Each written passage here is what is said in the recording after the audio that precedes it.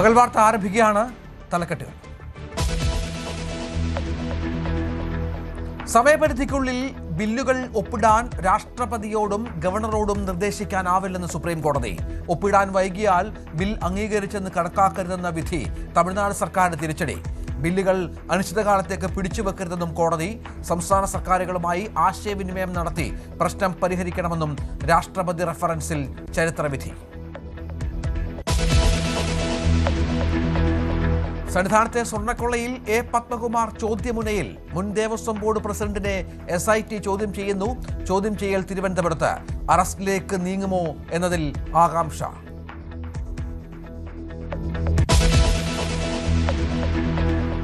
പതിനഞ്ചുകാരനെ ISIS-ലേക്ക് recruit ചെയ്യാൻ ശ്രമിച്ച അമ്മയ്ക്കും രണ്ടാനച്ഛനും കനകമല കേസ് പ്രതിയുമായി ബന്ധം. UAPA ചുമത്തിയ അൻസാർ കനകമല IS റിക്രൂട്ട്മെന്റ് കേസിലെ പ്രതി സിദ്ദിഖിന്റെ സഹോദരൻ. സിദ്ദിഖിന്റെ വിവരങ്ങൾ തേടി NIA.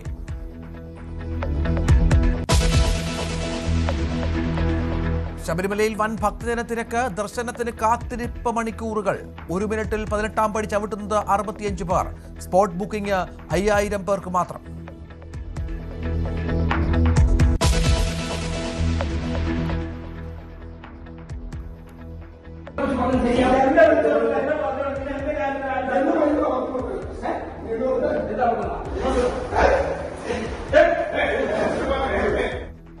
കാസർഗോഡ് DCCയിൽ കയ്യാങ്കളി.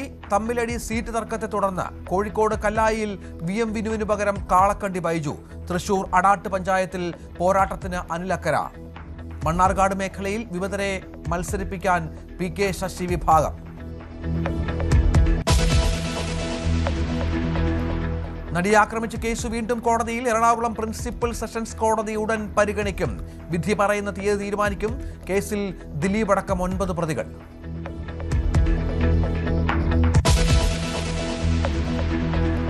ചെങ്കോട്ട സ്ഫോടനത്തിന് പിന്നാലെ ചുരുളഴിയുന്നത് ഞെട്ടിപ്പിക്കുന്ന വിവരങ്ങൾ. രാജ്യത്ത് നടന്ന പല സ്ഫോടനങ്ങളിലെയും പ്രതികളും പഠിച്ചത് അൽ ഫലാഹ് സർവകലാശാലയിൽ. വ്യാപക പണപ്പിരിവ് നടന്നതായും കണ്ടെത്തൽ. സ്ഫോടനം ബലൂചിസ്ഥാനിൽ വീണ ചോരയ്ക്ക് പകരമെന്ന് പാക് അധീന കശ്മീരിലെ മുൻ പ്രധാനമന്ത്രി.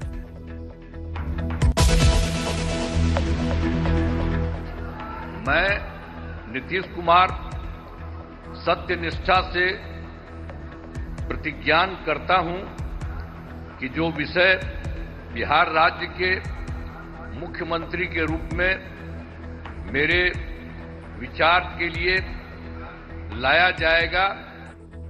ബിഹാറിനെ നയിക്കാൻ നിതീഷ് കുമാറിന് ഇത് 10ാം ഊഴം. മുഖ്യമന്ത്രിയായി സത്യപ്രതിജ്ഞ ചെയ്തു. BJPക്ക് 2 ഉപമുഖ്യമന്ത്രിമാർ. ചടങ്ങിൽ പങ്കെടുത്ത് നരേന്ദ്രമോദിയും ആഭ്യന്തരമന്ത്രിയും.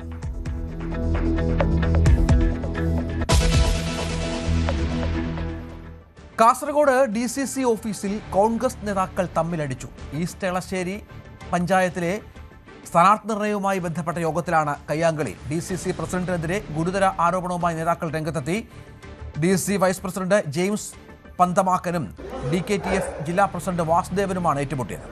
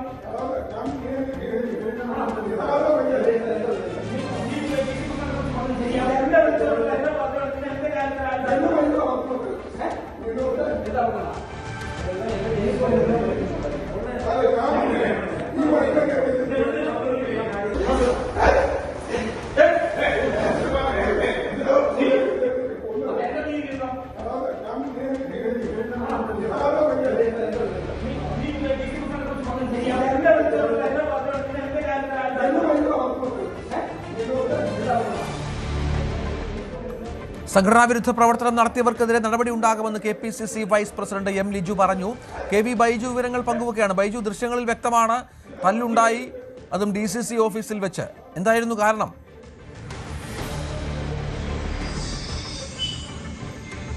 തീർച്ചയായും രഞ്ജിത്തെ, DCC ഓഫീസിലാണ് ഇത്തരത്തിൽ ഒരു തല്ല് കയ്യാങ്കളിയിലേക്കുള്ള കാര്യങ്ങളിലേക്ക് കടന്നതെന്നാണ് അതിൽ ഏറ്റവും പ്രധാനം. അതായത് സീറ്റ് വിഭജനമൊക്കെ പൂർത്തിയായി തെരഞ്ഞെടുപ്പ് ഗോതിയിൽ ശക്തമായി ഇറങ്ങേണ്ട ഒരു സമയത്താണ് ഇത്തരത്തിലൊരു തല്ല് നടക്കുന്നത്. അതായത് ഈസ്റ്റ് എളേരി പഞ്ചായത്തിലെ സീറ്റ് വിഭജനവുമായി ബന്ധപ്പെട്ട തർക്കമാണ് വലിയ തോതിലുള്ള സംഘർഷത്തിലേക്ക് ഇത്തരത്തിൽ കയ്യാങ്കളിയിലേക്ക് കടന്നത്. അതായത് ഈസ്റ്റ് എളേരിയിൽ അഡ്വക്കേറ്റ് ജോസഫ് മുത്തോലിയെ മത്സരിപ്പിക്കണമെന്ന് അവിടെയുള്ള ആളുകൾ വലിയ തോതിൽ ആവശ്യപ്പെട്ടിട്ടും അദ്ദേഹത്തിന് സീറ്റ് നൽകാൻ തയ്യാറാകാത്തതിനെ തുടർന്ന് ഇന്ന് DCC ഓഫീസിൽ ഒരു യോഗം വിളിച്ച് ഇവർ തമ്മിൽ ഒരു അനുരഞ്ജന ചർച്ച നടക്കുന്നുണ്ടായിരുന്നു. ഇതിനിടയിലാണ് ഈ ജെയിംസ് പന്തമാക്കൻ, അതായത് DCC വൈസ് പ്രസിഡന്റും അതുപോലെ തന്നെ KTDFന്റെ ജില്ലാ പ്രസിഡന്റുമായ വാസുദേവനും തമ്മിൽ കയ്യാങ്കളി നടത്തുന്ന ആ ദൃശ്യം ഇപ്പോൾ പുറത്തു വന്നു. അത് ഈ കോൺഗ്രസ്സുകാർ തന്നെ പകർത്തി പുറത്തുവിട്ട ദൃശ്യമാണെന്നതും പ്രത്യേകതയുണ്ട്. ഒപ്പം M. ലിജു, അതായത് ഈ M. ലിജു ഈ സംഭവ സ്ഥലത്ത് ഉണ്ടാകുമ്പോഴാണ് ഇത്തരത്തിലൊരു അതിക്രമം നടന്നതെന്നും അതിൽ വളരെ ശ്രദ്ധേയമാണ്. എന്തായാലും 5 ലക്ഷം രൂപയോളം DCC പ്രസിഡന്റ് കൈക്കൂലി വാങ്ങി മറ്റുള്ളവർക്ക്, അതായത് ഈ അഡ്വക്കേറ്റിന്, വലിയ ജനസമ്മതിയുള്ള അഡ്വക്കേറ്റ് ജോസഫ് മുത്തോലിക്ക് സീറ്റ് നൽകാതെ മറ്റ് ഒരാൾക്ക് സീറ്റ് നൽകാൻ നീക്കം നടക്കുന്നു എന്ന വലിയ തോതിലുള്ള സാമൂഹ്യ മാധ്യമങ്ങളിലൊക്കെ വലിയ പ്രചരണം കഴിഞ്ഞ ദിവസങ്ങളിലൊക്കെ നടന്നിരുന്നു. വലിയ തർക്കം നടന്നിരുന്നു. ഇതിനിടയിലാണ് ഇത്തരത്തിലുള്ള ഒരു കയ്യാങ്കളിയിലേക്ക് കടന്നത്. വളരെ നാണക്കേടുണ്ടാകുന്ന ഒരു സംഭവം. ജില്ലാ ആസ്ഥാനത്ത് തന്നെ ഇത്തരത്തിലൊരു സംഭവം നടന്നു. യോഗം ഇപ്പോഴും തുടരുന്നുണ്ട്. ഒരു വിഭാഗം ശക്തമായി ആവശ്യപ്പെടുന്നത് അഡ്വക്കേറ്റ് ജോസഫ് മുത്തോലിയെ ചിറ്റാരിക്കല്ല, അതായത് ഈസ്റ്റ് എളേരിയിൽ പഞ്ചായത്തിൽ മത്സരിപ്പിക്കണമെന്ന ഒരു ആവശ്യമാണ് ശക്തമായി ഉന്നയിക്കുന്നത്. എന്തായാലും ഇപ്പോഴും ഈ തർക്കം അവസാനിച്ചിട്ടില്ല. യോഗം ഇപ്പോൾ നടക്കുകയാണ്. മാധ്യമപ്രവർത്തകരാരും തന്നെ ഈ DCC ഓഫീസിനകത്തേക്ക് കയറ്റിവിടുന്നില്ല. ഇവിടെ യോഗം ഇപ്പോഴും പുരോഗമിക്കുന്നുണ്ട്. ഇതിലൊരു തീരുമാനം ഇതുവരെ വന്നിട്ടില്ല. എന്തായാലും ഈ ദൃശ്യം കോൺഗ്രസ്സുകാർ തന്നെ പകർത്തി പുറത്തുവിട്ട ദൃശ്യമാണ്. അല്പസമയം മുമ്പാണ് ഇത്തരത്തിലുള്ള ഒരു കയ്യാങ്കളി DCC ഓഫീസിൽ നടന്നത്. രഞ്ജിത്ത്, KV ബൈജു ആണ് വിവരങ്ങൾ പങ്കുവച്ചത്. മറ്റൊരു പ്രധാനപ്പെട്ട വാർത്ത, ബില്ലുകളിൽ തീരുമാനമെടുക്കുന്നതിന് രാഷ്ട്രപതിക്കും ഗവർണർക്കും സമയപരിധി നിശ്ചയിച്ച 2-അംഗ ബെഞ്ചിന്റെ തീരുമാനം തള്ളി ഭരണഘടനാ ബെഞ്ച്. രാഷ്ട്രപതിയുടെ 14 ചോദ്യങ്ങളടങ്ങിയ അറുതിലാണ് സുപ്രീം കോടതിയുടെ മറുപടി. അനിശ്ചിതകാലത്തേക്ക് ബില്ല് പിടിച്ചുവെക്കാനുള്ള വിവേചന അധികാരമില്ലെന്നും വിധി 5-അംഗ ബെഞ്ചിന്റെ ഏകണ്ഠമായ നിലപാടാണെന്നും സുപ്രീം കോടതി വ്യക്തമാക്കി. രാഷ്ട്രപതിയുടെ റഫറൻസിന്മേൽ സുപ്രധാനമായിട്ടുള്ള തീർപ്പാണ് ഇപ്പോൾ സുപ്രീം കോടതിയുടെ ഭരണഘടനാ ബെഞ്ചിന്റെ ഭാഗത്തു നിന്ന് ഉണ്ടായിരിക്കുന്നത്. 14 ചോദ്യങ്ങളായിരുന്നു ഇതുമായി ബന്ധപ്പെട്ട് രാഷ്ട്രപതി സുപ്രീം കോടതിയോട് ആരാഞ്ഞിരുന്നത്. അതിൽ കൃത്യമായ നിരീക്ഷണം സുപ്രീം കോടതിയുടെ ഭാഗത്തു നിന്ന് ഉണ്ടായിരിക്കുന്നു എന്നുള്ളത് തന്നെയാണ്. അതായത് സമയപരിധി നിശ്ചയിച്ച 2-അംഗ ബെഞ്ചിന്റെ ആ ഒരു ഉത്തരവ് അത് പൂർണ്ണമായും ഭരണഘടനാ ബെഞ്ച് തള്ളുന്നു. അതായത് ഒരു തരത്തിലും ഇത്തരത്തിൽ സമയപരിധി നിശ്ചയിക്കാൻ ആകില്ല എന്നൊരു തീർപ്പ് സുപ്രീം കോടതിയുടെ ഭാഗത്തുനിന്ന് വരുന്നു. മറ്റൊന്ന്, ഈ ബില്ല് ഇങ്ങനെ അനന്തമായി പിടിച്ചുവെക്കാനാകില്ല എന്നുള്ളതാണ്. അതിൽ ചില നിരീക്ഷണം സുപ്രീം കോടതിയുടെ ഭാഗത്തുനിന്ന് വന്നിട്ടുണ്ട്. അതായത് ബില്ലുകൾ പിടിച്ചുവെക്കുന്നത് ഫെഡറൽ തത്വത്തിന് എതിരാണ്. ഒപ്പം തന്നെ അത് നിയമസഭകളുമായി ആശയവിനിമയം നടത്തി ചർച്ചയിലൂടെ ഈ പ്രശ്നങ്ങൾ പരിഹരിക്കാൻ ശ്രമം നടത്തണം. അതാണ് നടത്തേണ്ടിയിരിക്കുന്നത്. ഒപ്പം തന്നെ ആശയവിനിമയം ഇല്ലാതെ ഇതിൽ ഒരു തരത്തിലും പിടിച്ചുവെക്കുന്നത്, ഈ ബില്ലിങ്ങനെ അനന്തമായി പിടിച്ചുവെക്കുന്നത് ശരിയല്ല. ഒപ്പം തന്നെ മന്ത്രിസഭയുടെ ഉപദേശം അനുസരിച്ചാണ് ഗവർണർമാർ പ്രവർത്തിക്കുന്നത്. ബില്ലുകളുടെ കാര്യത്തിൽ ഗവർണർക്ക് പ്രത്യേക വിവേചന അധികാരമുണ്ട്. പക്ഷേ ഈ വിവേചന അധികാരം എന്തൊക്കെയാണ് എന്ന് ഭരണഘടന കൃത്യമായി വ്യവസ്ഥ ചെയ്യുന്നുണ്ട്. അതിൽ പറയുന്നതനുസരിച്ച് അനിയന്ത്രിതമായി ഇങ്ങനെ പിടിച്ചുവെക്കാനുള്ള വിവേചന അധികാരം ഭരണഘടനയിൽ പോലും പറയുന്നില്ല. ബില്ലുകൾ അതാത് നിയമസഭയിലേക്ക് തിരിച്ചയക്കുകയാണ് വേണ്ടത്. അതിൽ കാലതാമസം ഉണ്ടാകാൻ പാടില്ല.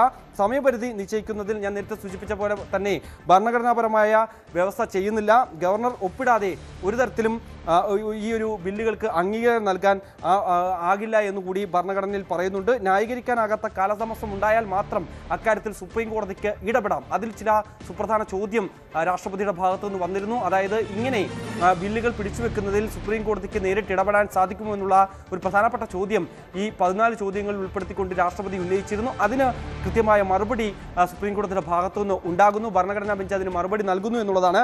ന്യായീകരിക്കാനാകാത്ത തരത്തിൽ കാലതാമസം ഉണ്ടായാൽ, ഒരു ബില്ലിന്റെ പേരിൽ കാലതാമസം ഉണ്ടായാൽ അതിൽ കോടതി കൃത്യമായി ഇടപെടുകയും ചെയ്യും. ഒപ്പം തന്നെ ബില്ല് നിയമമായാൽ മാത്രമേ അതിൽ കോടതിക്ക് ഇടപെടാനാകൂ. ഒപ്പം തന്നെ ഡ്രൈവിംഗ് സീറ്റിൽ ഇരിക്കുന്നത് സംസ്ഥാന സർക്കാരുകളാണ്. അതുകൊണ്ട് തന്നെ അതിനനുസരിച്ച് കാര്യങ്ങൾ മുന്നോട്ട് പോകണം. ഒരു തരത്തിലും ഗവർണർ ഇങ്ങനെ, അതായത് സാധാരണ നടപടിക്രമങ്ങൾ അനുസരിച്ച് ഒരു നിയമസഭ പാസാക്കിയ ഒരു ബില്ല് അത് ഗവർണർക്ക് മുമ്പാകെ വന്നാൽ അത് തിരിച്ചയക്കാനുള്ള ഒരു വിവേചനാധികാരം ഗവർണർക്കുണ്ട്. രണ്ടാമത് വീണ്ടും അത് ഗവർണർക്ക് മുമ്പാകെ വീണ്ടും സംസ്ഥാന സർക്കാരിന് അത് അയക്കാം.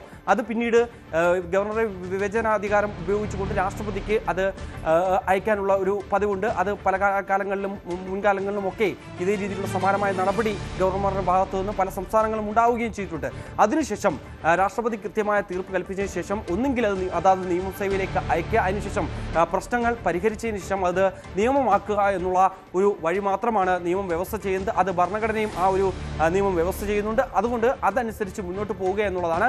ഗവർണർമാരെയൊക്കെ സംബന്ധിച്ച് തിരിച്ചടിയാണ്. മറ്റൊന്ന്, തമിഴ്നാട്, കേരളം അടക്കമുള്ള പ്രധാന സംസ്ഥാനങ്ങൾ ഈ വിഷയത്തിൽ ഹർജികൾ സമർപ്പിക്കുകയും അത് അനുസരിച്ചായിരുന്നു തമിഴ്നാടിൻ്റെ ഹർജി പരിഗണിച്ചുകൊണ്ടായിരുന്നു രണ്ടംഗ ബെഞ്ച് ഇങ്ങനെ സമയമെടുത്തി രാഷ്ട്രപതിക്കും ഒപ്പം തന്നെ ഗവർണർമാർക്കും നിശ്ചയിച്ചുകൊണ്ടുള്ള സുപ്രധാനമായിട്ടുള്ള ഉത്തരവ് പുറപ്പെടുവിക്കുകയും ചെയ്ത് ആ സമയപരിധി എടുത്തു കളയാനുള്ള തീരുമാനം, അല്ലെങ്കിൽ അത് അങ്ങനെ ഒരു നിശ്ചയിക്കാനുള്ള തീരുമാനം ഒരു തരത്തിലും ഭരണഘടന വ്യവസ്ഥ ചെയ്യുന്നില്ല. അതുകൊണ്ട് ആ ഉത്തരവ് പൂർണ്ണമായും തള്ളിക്കളയുകയും മറ്റ് ചില നിരീക്ഷണങ്ങൾ ഈ വിഷയത്തിൽ ഇപ്പോൾ സുപ്രീം കോടതിയുടെ ഭാഗത്ത് നിന്ന് ഉണ്ടാകുന്നു എന്നുള്ളത് തന്നെയാണ്. എന്തായാലും സുപ്രധാനമായിട്ടുള്ള ഒരു തീരുമാനമാണ് രാഷ്ട്രപതി ഉന്നയിച്ച ചോദ്യങ്ങൾക്ക് സുപ്രീം കോടതിയുടെ ഭരണഘടനാ ബെഞ്ച് നൽകിയിരിക്കുന്നത്. ചെങ്കോട്ട സ്ഫോടനത്തിന് പിന്നിൽ പാകിസ്ഥാനെന്ന് പാക് അധീന കശ്മീരിലെ മുൻ പ്രധാനമന്ത്രി ചൗധരി അൻവറുൽ ഹക്ക്. ബലൂചിസ്ഥാനിൽ വീണ ചോരയ്ക്ക് പകരം ചെങ്കോട്ട മുതൽ കശ്മീർ വരെ പകരം വീട്ടുമെന്ന് താൻ മുമ്പ് പറഞ്ഞിരുന്നുവെന്നും അതിപ്പോൾ നടപ്പിലായെന്നും അൻവറുൽ ഹക്ക് പ്രസംഗിക്കുന്ന വീഡിയോ പുറത്തുവന്നു. നേരത്തെ ഉമർ നബിക്കും സംഘത്തിനും വേണ്ടി പാകിസ്ഥാനിൽ പണപ്പിരിവ് നടന്നതായി റിപ്പോർട്ടുകൾ വന്നിരുന്നു. അഭിലാഷ് വിവരങ്ങൾ പങ്കുവെക്കുകയാണ്. അഭിലാഷ്, പാകിസ്ഥാന്റെ പങ്കുമായി ബന്ധപ്പെട്ട് ചില തെളിവുകൾ നമ്മുടെ അന്വേഷണ ഏജൻസികൾക്ക് ലഭിച്ചിട്ടുണ്ട് എന്നാണ് മനസ്സിലാകുന്നത്. ഫോൺ കോളുകളൊക്കെ ഈ തീവ്രവാദികൾക്ക് പാകിസ്ഥാനിൽ നിന്ന് വന്നിരുന്നു.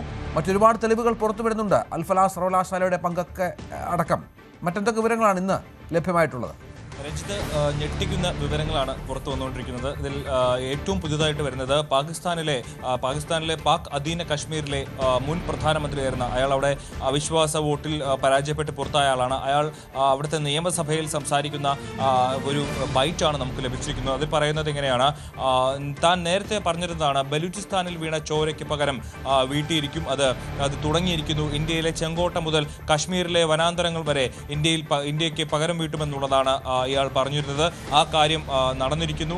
അവിടെ ഇന്ത്യയിൽ ഇപ്പോൾ വീഴുന്ന ചോരയുടെ, അല്ലെങ്കിൽ അവിടെ മരിച്ചു വീഴുന്ന ആളുകളുടെ എണ്ണം എടുക്കാൻ പോലും കഴിയാത്ത തരത്തിലേക്ക് ഇന്ത്യ മാറിയിരിക്കുന്നു എന്നുള്ളൊരു പ്രസംഗമാണ് ഇയാൾ പാകിസ്ഥാനിലെ പാക് അധീന കാശ്മീരിലെ നിയമസഭയിൽ നടത്തിയിരിക്കുന്നത്. ഇതുമായി ബന്ധപ്പെട്ടുള്ള ദൃശ്യങ്ങളാണ് ഇപ്പോൾ പ്രചരിക്കുന്നത്. അതായത് ഇന്ത്യയിൽ നടക്കുന്ന സ്ഫോടനങ്ങൾക്ക്, ഭീകരാക്രമണങ്ങൾക്ക് പിന്നിൽ തങ്ങളാണ്, അല്ലെങ്കിൽ തങ്ങളുടെ കരങ്ങളുണ്ടെന്നുള്ള പ്രധാനപ്പെട്ട സൂചനയാണ് ഇയാളുടെ പ്രസംഗത്തിൽ നിന്ന് പുറത്തു വരുന്നത്. മാത്രമല്ല, ഇതിന് പിന്നാലെ തന്നെ പാകിസ്ഥാനിലെ പ്രതിരോധ മന്ത്രി ഖ്വാജ ആസിഫിൻ്റെ ഒരു പ്രതികരണം കഴിഞ്ഞ ദിവസം വന്നിരുന്നത് ഇന്ത്യ ഏത് നിമിഷവും ഒരു തിരിച്ചടിക്ക് തയ്യാറായി നിൽക്കുകയാണ്, അതിനനുസരിച്ചുള്ള എല്ലാ സജ്ജീകരണങ്ങളും പാകിസ്ഥാനിൽ സജ്ജമാക്കിയിട്ടുണ്ട്, ഏത് സമയം വേണമോ ഇന്ത്യയുടെ ഭാഗത്തു നിന്നുള്ളൊരു ആക്രമണം ഉണ്ടാകാനുള്ള സാധ്യതയുണ്ട്, ഇന്ത്യയെ വിശ്വസിക്കാൻ കഴിയില്ല എന്നുള്ളൊരു പ്രസ്താവനയാണ് ഖ്വാജ ആസിഫിൻ്റെ ഭാഗത്തുനിന്നുണ്ടാവുന്നത്.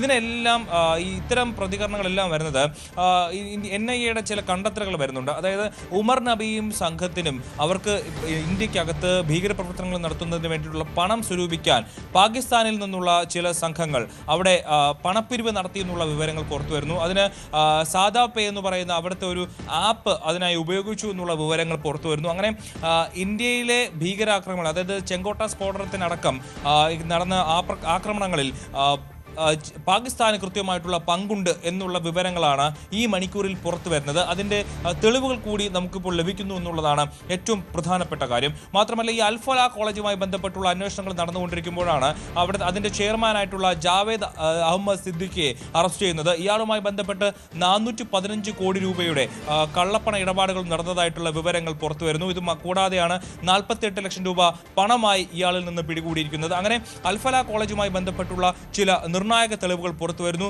2008-ലും 2007-ലും അഹമ്മദാബാദിലും ഗോരഖ്പൂരിലും നടന്ന ഭീകരാക്രമണങ്ങൾക്ക് പിന്നിൽ പ്രവർത്തിച്ച ആൾ കൂടി, മിർസ എന്ന് പറയുന്ന ആൾ കൂടി ഈ അൽഫല കോളേജിൽ BTech പൂർത്തിയാക്കിയ ആളാണെന്നുള്ള വിവരങ്ങൾ പുറത്തു വരുന്നു. അതായത് ഈ അൽഫല കോളേജുമായി ബന്ധപ്പെട്ട് ഈ രാജ്യത്തുടനീളം ഉണ്ടായിട്ടുള്ള ചില സ്ഫോടനങ്ങൾക്ക് അൽഫല കോളേജുമായി ബന്ധമുണ്ടെന്നുള്ള വിവരങ്ങൾ പുറത്തു വരുന്നുണ്ട്.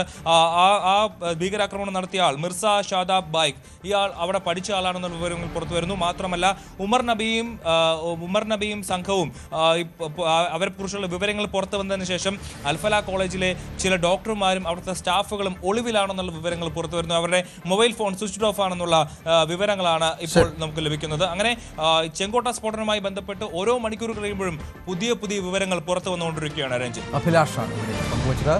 ബീഹാർ മുഖ്യമന്ത്രിയായി 10ാം തവണയും നിതീഷ് കുമാർ അധികാരമേറ്റു. ബീഹാർ ഗവർണർ ആരിഫ് മുഹമ്മദ് ഖാനാണ് സത്യവാചകം ചൊല്ലിക്കൊടുത്തത്.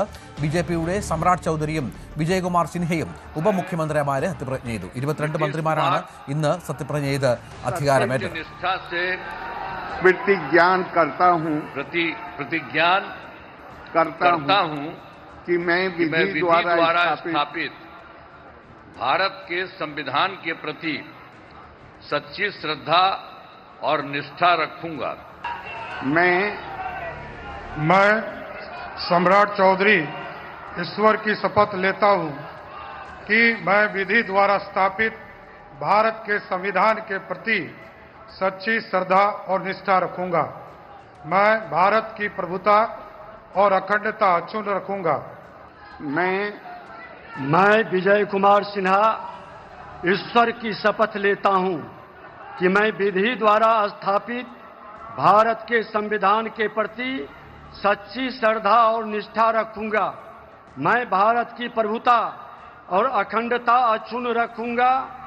मैं बिहार राज्य के मंत्री के रूप में अपने कर्तव्यों का श्रद्धापूर्वक और शुद्ध अंतःकरण से निर्वहन करूंगा तथा मैं भय या पक्षपात, अनुराग या द्वेष के बिना सभी प्रकार के लोगों के प्रति संविधान और विधि के अनुसार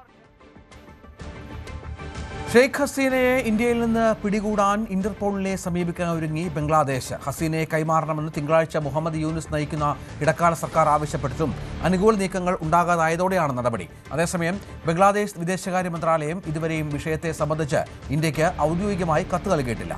അഭിലാഷ് രാധാകൃഷ്ണൻ ചേരുകയാണ്. അഭിലാഷ്, ഇന്ത്യ അഭയം നൽകിയ ഒരാളാണ് ഷെയ്ഖ് ഹസീന. നമുക്കറിയാം, അവരെ വിട്ടുകൊടുക്കുക എന്നുള്ളത് ഇന്ത്യയുടെ പോളിസിയല്ല. പക്ഷേ ബംഗ്ലാദേശിന് ശ്രമിക്കാം. അതിനപ്പുറം മറ്റൊരു നടപടിയും ഉണ്ടാകുമെന്ന് പ്രതീക്ഷിക്കേണ്ടല്ലോ. ഷെയ്ഖ് ഹസീനയെ വിട്ടു നൽകുന്ന കാര്യത്തിൽ ഇന്ത്യയുടെ തീരുമാനം എന്തായാലും വിട്ടു നൽകില്ല എന്നുള്ളത് തന്നെയാണ്. വധശിക്ഷയ്ക്ക് വേണ്ടിയിട്ട് അവിടുത്തെ ബംഗ്ലാദേശിലെ പ്രതിപക്ഷത്തിന്റെ സപ്പോർട്ട് കൂടി പ്രവർത്തിക്കുന്ന ICT എന്ന് പറയുന്ന ഇന്റർനാഷണൽ ക്രൈം ട്രിബ്യൂണലിന്റെ ആ വധശിക്ഷയ്ക്ക് അനുകൂലമായ ഒരു തീരുമാനം എടുക്കേണ്ട എന്നുള്ളത് തന്നെയാണ് ഇന്ത്യയുടെ നിലപാട്. ഇതുവരെ, അതായത് ബംഗ്ലാദേശിലെ ജനങ്ങളുടെ അഭിപ്രായം അനുസരിച്ച്, അവരുടെ തീരുമാനത്തിനനുസരിച്ച് പ്രവർത്തിക്കും എന്നുള്ളതാണ് ഇന്ത്യയുടെ പ്രതികരണം വന്നിരുന്നത്. അത് ഉദ്ദേശിക്കുന്നത് തന്നെ ഇപ്പോൾ അവിടുത്തെ സർക്കാർ എന്ന് പറയുന്നത് ഇടക്കാല സർക്കാരാണ്. അവർ ഈ സർക്കാരിനെതിരെ തന്നെ വലിയ രീതിയിലുള്ള പ്രതിഷേധം രാജ്യത്ത് നടക്കുന്ന ഒരു സാഹചര്യത്തിൽ ആ രാജ്യത്തെ മുഴുവൻ ജനങ്ങളുടെയും താല്പര്യത്തിനെതിരാണ് എന്നുള്ളൊരു നിലപാട് ഇന്ത്യ സ്വീകരിച്ചിരിക്കുന്നു. അതുകൊണ്ട് തന്നെ ഷെയ്ഖ് ഹസീനയെ വിട്ടു നൽകണ്ട എന്നുള്ളൊരു തീരുമാനത്തിലേക്കാണ് ഇന്ത്യ എത്തിയിരിക്കുന്നത്. പക്ഷേ ആ നിലപാട് ഇന്ത്യ പ്രത്യക്ഷമായി പറഞ്ഞിട്ടില്ല. കാരണം ഇന്ത്യക്ക് ബംഗ്ലാദേശുമായി ഒരു സംഘർഷത്തിലേക്ക് കടക്കാൻ ഒരു താല്പര്യമില്ലാത്തത് കൊണ്ട് തന്നെയായിരിക്കും. നേരെ തിരിച്ച് ബംഗ്ലാദേശിനെ സംബന്ധിച്ചും അങ്ങനെ തന്നെയാണ്. ഇന്ത്യയുടെ ഒരുപാട് സഹായങ്ങൾ കാലങ്ങളായി അവർക്ക് ലഭിക്കുന്നുണ്ട്. ഇന്ത്യയുടെ ഒരു വലിയ മാർക്കറ്റ് കൂടിയാണ് ബംഗ്ലാദേശ് എന്നുള്ളത്. മാത്രമല്ല, അവരുടെ റെയിലുകൾ, റോഡുകൾ, അവർക്ക് വേണ്ട വെള്ളം, വൈദ്യുതി തുടങ്ങിയിട്ടുള്ള എല്ലാ സംവിധാനങ്ങൾക്കും, അടിസ്ഥാന സൗകര്യങ്ങൾക്കെല്ലാം ഇന്ത്യയുടെ ഭാഗത്തു നിന്നുള്ള വലിയ സഹായങ്ങൾ ബംഗ്ലാദേശിന് ലഭിക്കുന്ന ഒരു സാഹചര്യമുണ്ട്. അതുകൊണ്ട് തന്നെ ഇന്ത്യയുമായി തത്കാലം ഒരു സംഘർഷത്തിന് ബംഗ്ലാദേശ് തയ്യാറാകില്ല. മാത്രമല്ല, മറ്റു കാര്യങ്ങളിൽ, അതായത് അന്താരാഷ്ട്ര ഇന്റർപോളിനെ അടക്കം അവർ സമീപിച്ചിട്ടുണ്ട് ഇന്ത്യയിൽ നിന്ന് ഷെയ്ഖ് ഹസീനയെ വിട്ടു നൽകുന്നതുമായി ബന്ധപ്പെട്ട്. അതുകൊണ്ട് തന്നെ ഈ രാജ്യത്തിനകത്ത് വലിയ രീതിയിലുള്ള സുരക്ഷ ഇപ്പോൾ തന്നെ ഷെയ്ഖ് ഹസീനയ്ക്ക് ഏർപ്പെടുത്തിയിട്ടുണ്ട്. മാത്രമല്ല, ഒരുപക്ഷെ ഷെയ്ഖ് ഹസീന ഇന്ത്യയിൽ നിന്ന് മറ്റേതെങ്കിലും രാജ്യത്തിലേക്ക് കൊണ്ടുപോകുന്ന കാര്യം പോലും ഇന്ത്യയുടെ മുന്നിലുണ്ട്. പക്ഷേ അത് എത്രത്തോളം സാധ്യമാകും എന്നുള്ളത് അറിയില്ല. ഇന്നിപ്പോൾ ഇന്ത്യൻ സുരക്ഷാ ഉപദേഷ്ടാവ് അജിത് ഡോവലും ബംഗ്ലാദേശിന്റെ കൗണ്ടർ പാർട്ടുമായിട്ടുള്ള ഒരു മീറ്റിംഗ് ഒക്കെ ഇപ്പോൾ നടന്നുകൊണ്ടിരിക്കുകയാണ്. പക്ഷേ ഈ കാര്യം അതിൽ ചർച്ചയാകുമെന്നുള്ള കാര്യത്തിൽ വ്യക്തതയില്ല. എന്തായാലും ഇന്ത്യയുടെ നിലപാടെന്ന് പറയുന്നത് ഷെയ്ഖ് ഹസീനയെ വിട്ടു നൽകണ്ട എന്നുള്ളൊരു നിലപാട് തന്നെയാണ്. മാത്രമല്ല, അന്താരാഷ്ട്ര തലത്തിൽ നിന്നും ഇന്ത്യക്ക് അക്കാര്യത്തിൽ ഒരു സപ്പോർട്ടുണ്ട്. കാരണം ICTയുടെ വിധിയെ, ശിക്ഷാവിധിയെ, ഷെയ്ഖ് ഹസീനയ്ക്ക് വധശിക്ഷ നൽകിക്കൊണ്ടുള്ള വിധിയെ ഒരു അന്താരാഷ്ട്ര തലത്തിൽ ആരും അംഗീകരിക്കുന്നില്ല. അതുകൊണ്ട് തന്നെ നിലവിൽ ഇന്ത്യക്ക് മേൽ അത്തരത്തിലൊരു സമ്മർദ്ദവുമില്ല. എന്തായാലും വരും ദിവസങ്ങളിൽ തന്നെ ഇന്ത്യയുടെ നിലപാട് പ്രത്യക്ഷമായി പറയും എന്ന് തന്നെ നമുക്ക് കാത്തിരുന്ന് കാണാം. ശരി. ശബരിമലയിലെ ദ്വാരപാലക ശില്പത്തിലെ സ്വർണ്ണക്കൊള്ളയുമായി ബന്ധപ്പെട്ട് മുൻ Thiruvithamkoor Devaswom board president A. Padmakumar പ്രത്യേക അന്വേഷണ സംഘത്തിന് മുന്നിൽ ഹാജരായി. തിരുവനന്തപുരത്ത് വെച്ചാണ് SIT തലവൻ SP ശശിധരന്റെ നേതൃത്വത്തിൽ പത്മകുമാറിനെ ചോദ്യം ചെയ്യുന്നത്. സ്വർണ്ണക്കൊള്ളക്കേസിലെ മുഖ്യപ്രതിയായ ഉണ്ണികൃഷ്ണൻ പോറ്റിയുമായി പത്മകുമാർ നടത്തിയ സാമ്പത്തിക ഇടപാടുകളെക്കുറിച്ചുള്ള ചോദ്യങ്ങൾ നേരിടേണ്ടി വരും. ഉണ്ണികൃഷ്ണൻ പോറ്റിയെ സഹായിക്കാൻ പത്മകുമാർ നിർബന്ധിച്ചതായി ദേവസ്വം ജീവനക്കാർ പ്രത്യേക അന്വേഷണ സംഘത്തിന് മൊഴി നൽകിയിട്ടുണ്ട്. ഡാൻ കുര്യൻ വിവരങ്ങൾ നൽകിയ ഡാന് അറസ്റ്റ് ഇന്നുണ്ടാകുമോ എന്നുള്ളതാണ് പ്രധാനപ്പെട്ട ചോദ്യം. രാവിലെ 10:30-ക്കാണ് പോലീസ് ആസ്ഥാനത്ത് ക്രൈംബ്രാഞ്ച് മേധാവി എച്ച് വെങ്കടേഷിന്റെ ഓഫീസിൽ എ പത്മകുമാറിനെ 2019 ദേവസ്വം ബോർഡിന്റെ ഭരണസമിതിക്ക് നേതൃത്വം നൽകിയ ദേവസ്വം ബോർഡ് പ്രസിഡന്റായിരുന്ന എ പത്മകുമാറിനെ വിശദമായി ചോദ്യം ചെയ്യാൻ തുടങ്ങിയത്. നേരത്തെ കഴിഞ്ഞയാഴ്ച നോട്ടീസ് നൽകിയിരുന്നു ഹാജരാകാൻ ആവശ്യപ്പെട്ട്, പക്ഷേ സാവകാശം തേടുകയായിരുന്നു പത്മകുമാർ. അതിനുശേഷം വീണ്ടും സമയപരിധി അവസാനിച്ചതോടെ വീണ്ടും നോട്ടീസ് നൽകിയതിന് പിന്നാലെയാണ് ചോദ്യം ചെയ്യലിന് വേണ്ടി ഇന്ന് രാവിലെ പോലീസ് ആസ്ഥാനത്ത് ഹാജരായിരിക്കുന്നത്. ഇവിടെ വിശദമായ ചോദ്യം ചെയ്യലാണ് പുരോഗമിക്കുന്നത്. ഉണ്ണികൃഷ്ണൻ പോറ്റിയുമായുള്ള ബന്ധം, ആ ബന്ധത്തിന്റെ അടിസ്ഥാനം എന്ത്, ഉണ്ണികൃഷ്ണൻ പോറ്റി ശബരിമലയിലെ ഒരു സ്പോൺസർ എന്നത് വെളിവെക്കുന്ന തെളിവുകളടക്കം പ്രത്യേക അന്വേഷണ സംഘത്തിന് പിന്നീട് പരിശോധനയിൽ ലഭിക്കുകയും ചെയ്തിരുന്നു. അതടക്കമുള്ള കാര്യങ്ങളിൽ പത്മകുമാറും ഉണ്ണികൃഷ്ണൻ പോറ്റിയുമായുള്ള ബന്ധം എന്തായിരുന്നു, അതോടൊപ്പം ഈ സ്വർണ്ണപ്പാളികൾ അവിടെ നിന്ന് കൊണ്ടുപോകാനുള്ള നിർദ്ദേശം നൽകിയത് ഇതിലുള്ള തട്ടിപ്പിനെ കുറിച്ച് കൃത്യമായ അറിവോടെ തന്നെയായിരുന്നു. അങ്ങനെ അറിവുണ്ടായിട്ട് അറിഞ്ഞിരുന്നെങ്കിൽ അത് കൃത്യമായി മറ്റാരുടെയെങ്കിലും ലാഭത്തിന് വേണ്ടിയിട്ടായിരുന്നു. ഇതടക്കമുള്ള കാര്യങ്ങളിലാണ് കൃത്യമായി ഉത്തരം തേടുന്നത്. അതോടൊപ്പം ഈ സ്വർണം ഉരുക്കി വിറ്റതിലൂടെ ലഭിച്ച സാമ്പത്തിക നേട്ടത്തിന്റെ ഒരു വിഹിതം പത്മകുമാറിന് ലഭിച്ചിട്ടുണ്ടോ എന്നതടക്കമുള്ള കാര്യങ്ങളിൽ വിശദമായ പരിശോധന നടക്കുന്നുണ്ട്. നിർണായകമായ ഒരു ഘട്ടത്തിലേക്ക് അന്വേഷണം കടക്കുകയാണ്. മൂന്നാമത്തെ ഇടക്കാല റിപ്പോർട്ട് ഹൈക്കോടതിയിൽ സമർപ്പിക്കാൻ ദിവസങ്ങൾ ബാക്കി നിൽക്കുകയാണ്. അന്വേഷണ സംഘത്തിന്റെ ഭാഗത്തുനിന്ന് ഇപ്പോൾ ഈ നിർണായകമായ ഒരു ചോദ്യം ചെയ്യൽ ഉണ്ടാകുന്നത്. അങ്ങനെയെങ്കിൽ ഒരുപക്ഷെ ഇന്ന് ചോദ്യം ചെയ്ത് വിട്ടയക്കാനുള്ള സാധ്യതയാണ് കൂടുതലെന്നാണ് ഇപ്പോൾ അറിയാൻ കഴിയുന്നത്. അതല്ല, കടുത്ത നീക്കങ്ങളിലേക്ക് കടക്കുകയാണെങ്കിൽ ഒരുപക്ഷെ അറസ്റ്റ് ഉൾപ്പെടെയുള്ള നടപടികളുണ്ടാകാം. മറിച്ച് സംഭവിക്കാനാണ് സാധ്യത. കാരണം എൻ വാസുവിനെയും ആദ്യം ചോദ്യം ചെയ്ത ശേഷം വിട്ടയക്കുകയായിരുന്നു. പിന്നീടാണ് കൂടുതൽ തെളിവുകൾ ശേഖരിച്ച ശേഷം വസതിയിൽ നിന്ന് കസ്റ്റഡിയിലെടുത്തത്. പത്മകുമാറിന്റെ കാര്യത്തിലും പ്രാഥമികമായ ചോദ്യം ചെയ്യൽ മാത്രമാണ് ഇന്ന് നടക്കുന്നതെന്നാണ് ഉദ്യോഗസ്ഥർ ഇപ്പോൾ നൽകുന്ന വിവരം. എന്തായാലും ഒരുപക്ഷെ ചോദ്യം ചെയ്യൽ വീണ്ടും നീണ്ടേക്കാം, മണിക്കൂറുകൾ നീളാനുള്ള സാധ്യതയാണ് നിലനിൽക്കുന്നത്. ശരി. തിരുവനന്തപുരം വെഞ്ഞാറമൂട് UAPA കേസിൽ അന്വേഷണം തുടങ്ങി NIA. കൊച്ചി യൂണിറ്റിന്റെ മേൽനോട്ടത്തിലാണ് അന്വേഷണം. പ്രതിപട്ടികയിൽ ഉൾപ്പെട്ട 15-കാരന്റെ അമ്മയും സുഹൃത്തും നാടുവിട്ടതായാണ് സംശയം. കുട്ടിയെ IS-ൽ ചേരാൻ പ്രേരിപ്പിച്ച രണ്ടാനച്ഛൻ അൻസാർ കനകമല IS റിക്രൂട്ട്മെന്റ് കേസിലെ പ്രതി സിദ്ദിഖിന്റെ സഹോദരനാണ്. വെഞ്ഞാറമൂട് UAPA കേസിൽ റൂറൽ SP സംസ്ഥാന പോലീസ് മേധാവിക്ക് കൈമാറിയ റിപ്പോർട്ടിന്മേൽ സംസ്ഥാന പോലീസ് മേധാവി ആഭ്യന്തര വകുപ്പിന് കേസിന്റെ അന്വേഷണം ഏറ്റെടുക്കാൻ NIA-യോട് ആവശ്യപ്പെടണമെന്ന റിപ്പോർട്ട് ഇവിടെ നിന്ന് കൈമാറുന്നതിന് മുമ്പ് തന്നെ NIA കേസുമായി ബന്ധപ്പെട്ട സമാന്തര അന്വേഷണം ആരംഭിച്ചിരുന്നു. അതിന്റെ ഭാഗമായാണ് NIA-യുടെ കൊച്ചി യൂണിറ്റ് കേസിന്റെ അന്വേഷണം ഏറ്റെടുക്കുന്നത്. പ്രധാനപ്പെട്ട കാര്യം, വെഞ്ഞാറമൂടിലേത് ഒറ്റപ്പെട്ട സംഭവമല്ല എന്നൊരു വിലയിരുത്തലിലാണ് ദേശീയ അന്വേഷണ ഏജൻസി. മാത്രമല്ല, ഈ കേസിന്റെ ഗൌരവം വർദ്ധിപ്പിക്കുന്നത് ഈ 15 വയസ്സുകാരനെ IS-ലേക്ക് റിക്രൂട്ട് ചെയ്യാൻ ശ്രമിച്ച കുട്ടിയുടെ രണ്ടാനച്ഛന്റെ സഹോദരൻ കനകമല IS റിക്രൂട്ട്മെന്റ് കേസിലെ പ്രധാന പ്രതിയായിട്ടുള്ള സിദ്ദിഖാണ് എന്ന കാര്യം NIA സ്ഥിരീകരിച്ചിട്ടുണ്ട്. അങ്ങനെയെങ്കിൽ കനകമല IS റിക്രൂട്ട്മെന്റ് കേസിൽ ഉൾപ്പെട്ട അതുമായി ബന്ധപ്പെട്ട സംശയനിഴലിലായിരുന്ന മുഴുവൻ ആളുകളുടെ മേലും ഈ കേസിന്റെ പശ്ചാത്തലത്തിൽ നിരീക്ഷണം ശക്തമാക്കിയിരിക്കുകയാണ്. ദേശീയ അന്വേഷണ ഏജൻസിക്ക് പുറമെ കേന്ദ്ര ഇന്റലിജൻസ് ബ്യൂറോയും ഇതുമായി ബന്ധപ്പെട്ട വിവരശേഖരണം നടത്തുന്നുണ്ട്. സംസ്ഥാന പോലീസിന് പ്രാഥമികമായ അന്വേഷണം നടത്തി കേസിന്റെ നിജസ്ഥിതി ബോധ്യപ്പെട്ട പശ്ചാത്തലത്തിലാണ് കേസിൽ UAPA ചുമത്തുന്ന സാഹചര്യമുണ്ടായത്. കുട്ടി നൽകിയ മൊഴിയിലെ കാര്യങ്ങൾ വസ്തുതാപരമാണ് എന്ന് കണ്ടെത്തിയത് ആറ്റിങ്ങൽ DYSPയുടെ നേതൃത്വത്തിലായിരുന്നു. തുടർന്നാണ് കേസിൽ UAPA ചുമത്തിയത്. എന്തായാലും ഇതിലെ പ്രാധാന്യം കണക്കിലെടുത്തുകൊണ്ടാണ് മറ്റ് നടപടിക്രമങ്ങൾക്ക് വേണ്ടി കാത്തുനിൽക്കാതെ NIA-യുടെ കൊച്ചി യൂണിറ്റ് ഇതുമായി ബന്ധപ്പെട്ട അന്വേഷണത്തിന് തുടക്കം കുറിച്ചിരിക്കുന്നത്. പക്ഷേ FIR ഇതുവരെ രജിസ്റ്റർ ചെയ്തിട്ടില്ല എന്നാണ് വിവരം. പ്രാഥമികമായ വിവരശേഖരണത്തിന് ശേഷം മാത്രമേ NIA ഇതിൽ FIR രജിസ്റ്റർ ചെയ്യുകയുള്ളൂ. എന്തായാലും ഈ കേസിന്റെ മറ്റ് സാധ്യതകൾ തേടിയാണ് അന്വേഷണം മറ്റ് ഇടങ്ങളിലേക്ക് കൂടി വ്യാപിപ്പിക്കുന്ന ഒരു നീക്കം NIA-യുടെ ഭാഗത്തു നിന്ന് ഉണ്ടായിരിക്കുന്നത്.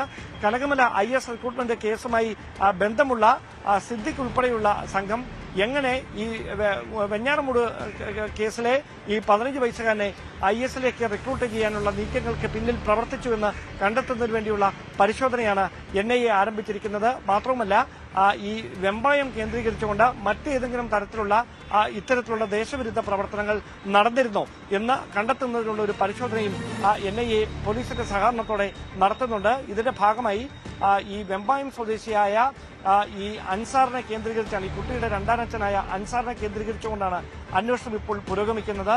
നിലവിൽ കുട്ടിയുടെ രണ്ടാനച്ഛനും അമ്മയും എവിടെയാണ് എന്ന കാര്യത്തിൽ ഇപ്പോഴും ഒരു സ്ഥിരീകരണമില്ല. ഇവർ ഒരുപക്ഷെ പുറത്തേക്ക് കടന്നിട്ടുണ്ടായിരിക്കാം എന്നൊരു നിഗമനത്തിലാണ് അന്വേഷണ സംഘം. അങ്ങനെയെങ്കിൽ ഉടൻ ഇവരെ നാട്ടിലേക്ക് എത്തിക്കുന്നതിന് വേണ്ടിയിട്ടുള്ള നീക്കങ്ങളും NIAയുടെ ഭാഗത്ത് നിന്ന് ഉണ്ടാകുമെന്നാണ് സൂചന. നടിയെ ആക്രമിച്ച കേസ് ഇന്ന് വീണ്ടും എറണാകുളം പ്രിൻസിപ്പൽ സെഷൻസ് കോടതിയുടെ മുന്നിലെത്തുകയാണ്. കേസിൽ സാക്ഷി വിസ്താരമടക്കം പൂർത്തിയാക്കിയിട്ടുണ്ട്. വിചാരണ പൂർത്തിയായിട്ടെങ്കിലും അവസാനഘട്ട നടപടിക്രമങ്ങളുടെ ഭാഗമായാണ് കേസ് ഇന്ന് വീണ്ടും പരിഗണിക്കുന്നത്. കേസ് വിധി പറയുന്ന തീയതിയും ഇന്നറിയാം. നടൻ ദിലീപ് അടക്കം 9 പേർ കേസിലെ പ്രതികളാണ്.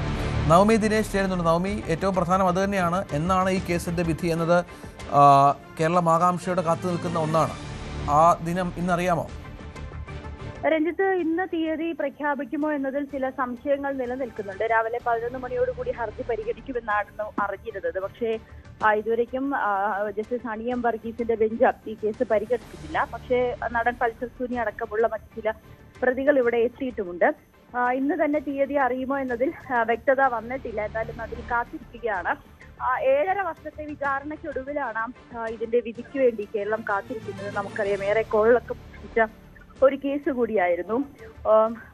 ഓടിക്കൊണ്ടിരുന്ന വാഹനത്തിൽ മലയാളത്തിലെയും ഒപ്പം തെന്നിന്ത്യയിലെയും ഒക്കെ പ്രസിദ്ധയായിട്ടുള്ള ഒരു നടിക്ക് ഉണ്ടായ ദുരനുഭവം, അത് നടിയെ ലൈംഗികമായ അതിക്രമം നടത്തുകയും പിന്നീട് ആ ദൃശ്യങ്ങൾ 1-ാം പ്രതി പൾസർ സുനി പകർത്തുകയും ചെയ്തു. പിന്നീട് കേസിന്റെ അന്വേഷണത്തിലാണ് ഇത് ഒരു കൊട്ടേഷന്റെ ഭാഗമായിട്ടാണ് ഇത്തരത്തിലൊരു ആക്രമണം നടിക്ക് നേരെ നടന്നതെന്ന് കണ്ടെത്തുകയുണ്ടായി. പിന്നീട് നടൻ ദിലീപിലേക്ക് ഈ അന്വേഷണം നീളുകയും കേസിലെ 8-ാം പ്രതിയായി ദിലീപിനെ പോലീസ് പ്രതി ചേർക്കുകയും ചെയ്തു. പിന്നീട് ദിലീപിന്റെ അറസ്റ്റ് അടക്കമുള്ള കാര്യങ്ങൾ കേരളം സാക്ഷ്യം വഹിച്ചതാണ്.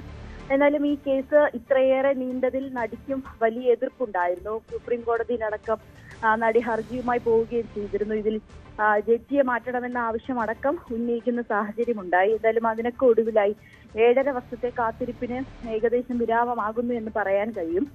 നവംബറിൽ തന്നെ വിധി ഉണ്ടാകണം, അല്ലെങ്കിൽ തീയതി പ്രഖ്യാപിക്കണമെന്നായിരുന്നു സുപ്രീം കോടതി അടക്കം അറിയിച്ചിരുന്നത്. എത്രയും വേഗം ഈ കേസുമായി ബന്ധപ്പെട്ട കാര്യങ്ങളിലേക്ക് കടക്കണം, അന്തിമ വിധിയിലേക്ക് കടക്കണം എന്ന് സുപ്രീം കോടതിയുടെ നിർദ്ദേശവും ഉണ്ടായിരുന്നു.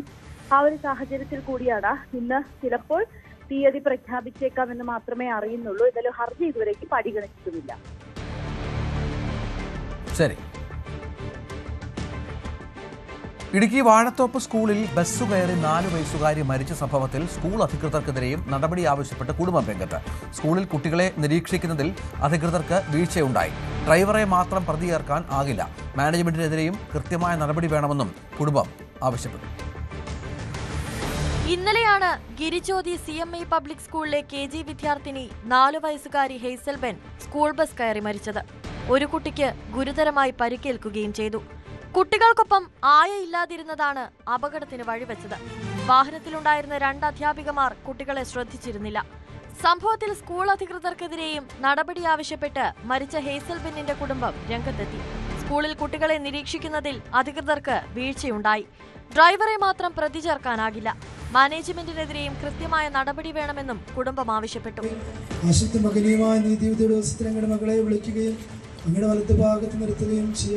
മരിച്ച ഹേസൽബെന്നിന്റെ സംസ്കാരം വാഴത്തോപ്പ് സെന്റ് ജോർജ് കത്തീഡ്രൽ പള്ളി സെമിത്തേരിയിൽ നടന്നു. ന്യൂസ് 18 ഇടുക്കി.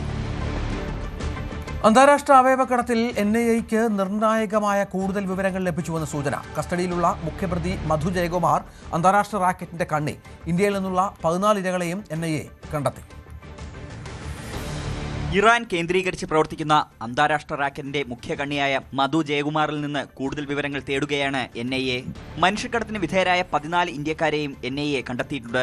മധു ജയകുമാറിന്റെ കസ്റ്റഡി അവസാനിച്ചതിനാൽ കാലാവധി നീട്ടിക്കിട്ടാൻ വീണ്ടും കോടതിയിൽ അപേക്ഷ നൽകിയേക്കും. മധു ജയകുമാറിൽ നിന്നും കൂടുതൽ വിവരങ്ങൾ ഇനിയും ലഭിക്കാനുണ്ടെന്നാണ് NIA വൃത്തങ്ങൾ അറിയിക്കുന്നത്. മധു ജയകുമാറിൽ നിന്നും അവയവക്കടത്തുമായി ബന്ധപ്പെട്ട സാമ്പത്തിക ഇടപാടുകളാണ് അന്വേഷിക്കുന്നത്. നെടുമ്പാശ്ശേരി പോലീസ് രജിസ്റ്റർ ചെയ്ത കേസ് ഏറ്റെടുത്തതിന് ശേഷം കഴിഞ്ഞ വർഷം ഓഗസ്റ്റിൽ NIA കുറ്റപത്രം സമർപ്പിച്ചിരുന്നു. തൃശൂർ സ്വദേശി സാബിത്, എറണാകുളം സ്വദേശി സാബിത്, ഹൈദരാബാദ് സ്വദേശി ബെല്ലംകൊണ്ട രാമപ്രസാദ് എന്നിവരെയാണ് കേസുമായി ബന്ധപ്പെട്ട് പോലീസ് അറസ്റ്റ് ചെയ്തത്. 2019 ജനുവരി മുതൽ 2024 മെയ് വരെ കേരളത്തിൽ നിന്ന് ആളുകളെ കടത്തിയിട്ടുണ്ടെന്നാണ് NIA കുറ്റപത്രത്തിൽ പറയുന്നത്. ഇറാനിലായിരുന്ന മധു ജയകുമാറിനെതിരെ ഇന്റർപോൾ റെഡ് കോർണർ നോട്ടീസ് പുറപ്പെടുവിച്ചിരുന്നു. തുടർന്ന് ഇറാനിൽ നിന്ന് ഡീപ്പോർട്ട് ചെയ്ത മധുവിനെ ഈ മാസം 7-ാം തീയതിയാണ് NIA അറസ്റ്റ് ചെയ്തത്. കോടതിയിൽ ഹാജരാക്കിയ ഇയാളെ ഈ മാസം 19 വരെ NIA കസ്റ്റഡിയിൽ വിട്ടു. തുടർന്ന് നടന്ന ചോദ്യം ചെയ്യലിലാണ് നിർണായക വിവരങ്ങൾ പുറത്തുവന്നത്. വൻതുക വാഗ്ദാനം നൽകിയാണ് ആളുകളെ ഇറാനിലെത്തിച്ചതെങ്കിലും സർജറി കഴിഞ്ഞ ശേഷം അവരെ കബളിപ്പിക്കുന്ന സാഹചര്യമാണ് ഉണ്ടായതെന്ന പരാതിയുടെ അടിസ്ഥാനത്തിലാണ് പോലീസ് കേസെടുത്തത്. സ്വീകർത്താക്കളിൽ നിന്ന് 50 ലക്ഷം മുതൽ 1 കോടി രൂപ വരെ ഈടാക്കിയാണ് അവയവക്കടത്ത് നടത്തിയതെങ്കിലും ദാതാക്കൾക്ക് നൽകിയത് 2 ലക്ഷം മുതൽ 4 ലക്ഷം രൂപ വരെയാണെന്നാണ് NIAയുടെ കണ്ടെത്തൽ. അതേസമയം മനുഷ്യക്കടത്ത് റാക്കറ്റിന് കേരളത്തിലെ ചില സ്വകാര്യ ആശുപത്രികളുടെ സഹായം ലഭിച്ചിട്ടുണ്ടെന്ന വിവരവും NIAക്ക് ലഭിച്ചിട്ടുണ്ട്. ഇതിന്റെ അടിസ്ഥാനത്തിൽ കൊച്ചിയിലെ ചില സ്വകാര്യ ആശുപത്രികൾ കേന്ദ്രീകരിച്ച് NIA അന്വേഷണം തുടങ്ങിയിട്ടുണ്ട്. മനുഷ്യക്കടത്ത് സംഘവുമായുള്ള ആശുപത്രികളുടെ ഇടപാടുകൾ അന്വേഷണ സംഘം പരിശോധിച്ചു വരികയാണ്. ന്യൂസ് 18 കൊച്ചി. കോഴിക്കോട് കോർപ്പറേഷൻ കല്ലായി വാർഡിൽ പൊതുസമ്മതനെ കണ്ടെത്താനാവാതെ കോൺഗ്രസ്. ഇതോടെ കോൺഗ്രസ് മണ്ഡലം പ്രസിഡന്റ് കാളക്കണ്ടി ബൈജുവിനെ സ്ഥാനാർത്ഥിയായി പ്രഖ്യാപിച്ചു. വിനുവിന് മത്സരിക്കാൻ പറ്റാത്ത സാഹചര്യത്തിലാണ് പുതിയ സ്ഥാനാർത്ഥിയെ തീരുമാനിച്ചത്. ഇതിനിടെ വിനുവിന്റെ സ്ഥാനാർത്ഥിത്തിൽ ജാഗ്രത കാട്ടിയില്ലെന്ന് ചൂണ്ടിക്കാട്ടി കോൺഗ്രസ് കൗൺസിലർ രാജേഷിന്റെ രാജി DCC എഴുതി വാങ്ങി. ഏതാനും ദിവസങ്ങൾ നീണ്ട അനിശ്ചിതത്വത്തിനൊടുവിൽ കല്ലായി ഡിവിഷനിലേക്ക് സ്ഥാനാർത്ഥിയായിരിക്കുകയാണ്. കല്ലായി ഡിവിഷനിൽ സ്ഥാനാർത്ഥിയായിരിക്കുന്നു വിനുവിന്റെ അപ്രതീക്ഷിത പിന്മാറ്റം ഇല്ലേ? എങ്ങനെയാണ് ഈ സ്ഥാനാർത്ഥിയിലേക്ക് എത്തിയത്? ഒരു പൊതുസമ്മതനായ ആളെ വീണ്ടും പാർട്ടി തെരഞ്ഞില്ലേ? അല്ലല്ല, ഞങ്ങൾ വിനുവിനെ ഞങ്ങൾ അവിടെ സ്ഥാനാർത്ഥി അവരോധിച്ചത് അദ്ദേഹത്തിന്റെ താരപരിവേഷം മാത്രമല്ല, ഈ നഗരസഭയ്ക്കെതിരെ UDFനെ പോലെ തന്നെ നഗരത്തിലെ പൊതുസമൂഹത്തിനും അമർഷമുണ്ട്, എതിർപ്പുണ്ട്. ആ പൊതുസമൂഹത്തിന്റെ പ്രതിനിധിയായിട്ടായിരുന്നു വിനുവിനെ അവതരിപ്പിച്ചത്. പക്ഷെ അദ്ദേഹം മത്സരരംഗത്തില്ലെങ്കിലും മത്സരരംഗത്തുള്ള വിനുവിനേക്കാൾ ശക്തനായി മത്സരരംഗില്ലാത്ത വിനുവും ജോയി മാത്യുവിനെപ്പോലുള്ള കോൺഗ്രസ് വോട്ടർമാരും ഈ പോരാട്ടത്തിൽ പൊതുസമൂഹത്തെ പ്രതികരിച്ച് ഞങ്ങളോടൊപ്പം ഉണ്ടാവും. ഈ കാളകണ്ടി അവിടെ നല്ല പരിചിതനായ ആളാണ് അല്ലേ? കാളക്കണ്ടി ബൈജു ഒരുപക്ഷെ ഈ നഗരസഭയിൽ ഏറ്റവും കൂടുതൽ വോട്ട് ജയിക്കുന്ന കൗൺസിലറായിരിക്കും. മണ്ഡലം കോൺഗ്രസ് പ്രസിഡന്റ്, പൊതുസമൂഹത്തിൽ സുപരിതൻ എന്ന് മാത്രമല്ല ഒരു സാധാരണക്കാരൻ. ഈ വിനുവിന്റെ കാര്യത്തിൽ പാർട്ടിക്ക് ഒരു പെശകുണ്ടായിട്ടുണ്ട്. വിനുവിന്റെ കാര്യത്തിൽ പാർട്ടിക്കല്ല പെശകുണ്ടായത്, ഇലക്ഷൻ കമ്മീഷനാണ്. അവിടെ വോട്ട് ഉദ്യോഗസ്ഥന്മാരൊന്നും വോട്ട് ചേർത്തില്ല. പിന്നെ വിനുവിന് വോട്ടുണ്ടോ എന്ന് പരിശോധിച്ച കാര്യത്തിൽ പാർട്ടിക്ക് ആ കാര്യത്തിൽ വീഴ്ചയുണ്ടോ എന്നുള്ളത് പാർട്ടി ഇപ്പോൾ സൂക്ഷ്മമായി പരിശോധിച്ചു വരികയാണ്. ഏതായാലും അതിലൊരു സൂക്ഷ്മതക്കുറവ് ഉണ്ടായിട്ടുണ്ട്. അത് ഏത് ഭാഗത്തുനിന്ന് പരിശോധിക്കുകയാണ്. ഏതായാലും ഗൗരവമായി പാർട്ടി പരിശോധിക്കുകയാണ്. ഈ രാജേഷിനൊരു സൂക്ഷ്മതക്കുറവ് ഉണ്ടായിട്ടുണ്ടോ? അല്ലെങ്കിൽ അദ്ദേഹം കൗൺസിലറാണ്? ഞാൻ ആരുടെയും പേര് പറയുന്നില്ല. അതിൽ ഉണ്ടായ സൂക്ഷ്മതക്കുറവിന് കാരണക്കാർക്കെതിരെ അത് വളരെ ഗൗരവമായ നിലപാടുകൾ മാറ്റമാകുന്നുണ്ടാവും. അദ്ദേഹം താങ്കൾക്കൊരു കത്ത് നൽകിയെന്ന് പറയാം. ഞാനത് പാർട്ടിക്കകത്തുള്ള കാര്യങ്ങളാണ്. ഞാൻ ഒരു കാര്യം മാത്രം പറഞ്ഞേക്കാം, അതിനകത്തുണ്ടായ സൂക്ഷ്മതക്കുറവ് ഗൗരവത്തോടു കൂടിയാണ് ജില്ലാ കോൺഗ്രസ് കമ്മിറ്റി കാണുന്നത്. ഈ മറ്റൊന്ന് ചർച്ച ചെയ്ത് വരുന്ന ഈ വെൽഫെയർ പാർട്ടിയായുള്ള ബന്ധമാണ്. കഴിഞ്ഞ വർഷം പലയിടങ്ങളിലും സഹകരിച്ചിരുന്നു. ഇത്തവണ അങ്ങനെ എന്തെങ്കിലും നേരിട്ട് പറഞ്ഞോ പറയാതെയോ എന്തെങ്കിലും തരത്തിലുള്ള സഹായം? ഞാൻ നേരത്തെ പത്രസമ്മേളനത്തിൽ പറഞ്ഞല്ലോ, ഈ ജില്ലയിൽ UDFന്റെ ഘടകകക്ഷികൾക്ക് അപ്പുറത്തായി, UDFന്റെ അസോസിയേറ്റ് അംഗങ്ങൾക്ക് അപ്പുറത്തായി ആരുമായും കോൺഗ്രസിന് UDFന് ബന്ധമില്ല. അല്ലെങ്കിൽ നേരിട്ടല്ലാതെ പ്രാദേശിക തലത്തിലെ പ്രവർത്തകർ നേരിട്ടോ അല്ലാതെയോ ഇല്ല. ഈ വെൽഫെയർ കൊള്ളില്ല എന്ന ഒന്നുമല്ല, ഞങ്ങളൊരു തീരുമാനമെടുത്തു. വെൽഫെയർ കൊള്ളില്ല എന്ന മോശമെന്നൊന്നും ഞങ്ങൾ പറയുന്നില്ല. ഞങ്ങളൊരു തീരുമാനമെടുത്തു. UDF ഘടകകക്ഷികളും അസോസിയേറ്റുകളുമായി മതി ബന്ധം. അതുകൊണ്ട് മാത്രമാണ്. ഈ അയ്യൂബിനെ പോലുള്ള ആളുകളൊക്കെ മത്സരിക്കുന്നുണ്ട്. അദ്ദേഹമൊക്കെ പാർട്ടിക്ക് പുറത്ത് പോയല്ലോ അല്ലേ? അദ്ദേഹത്തിന് നല്ല ബുദ്ധി തോന്നിട്ട് ഞാൻ പ്രാർത്ഥിക്കുന്നു. അത്രയല്ലേ. അത് അയ്യൂബിനെ പുറത്താക്കില്ല പാർട്ടി. അവര് വിമതരായിട്ട് അയ്യൂബിനെ പുറത്താക്കില്ല. അതൊന്നും ബാധിക്കില്ല. ഞാൻ പറഞ്ഞു ഈ ഒരു സംഭവം ബാധിക്കില്ല മാത്രം. നിങ്ങൾ നോക്കിക്കോളൂ, മറ്റന്നാൾ മുതൽ അതിശക്തമായ പ്രചരണവുമായി UDF നഗരസഭ നിലനിൽക്കുകയാണ്. ഇത്തവണ നഗരസഭ പിടിച്ചേ ഞങ്ങൾ ഇട്ടു. എന്തായാലും ഇതുവരെയുള്ള ഘടകങ്ങളൊന്നും തെരഞ്ഞെടുപ്പിനെ ബാധിക്കില്ല. വലിയ വിജയം തന്നെ തെരഞ്ഞെടുപ്പിൽ ഉണ്ടാകുമെന്നാണ് പറയുന്നത്. ഒപ്പം വിനുവിൻ്റെ കാര്യത്തിൽ ഒരു വീഴ്ച പരിശോധനയിൽ പാർട്ടിക്ക് ഉണ്ടായിട്ടുണ്ട്. കാരണക്കാർക്കെതിരെ കൃത്യമായ നടപടിയെടുക്കുമെന്നും കെ പ്രവീൺകുമാർ പറയുന്നു.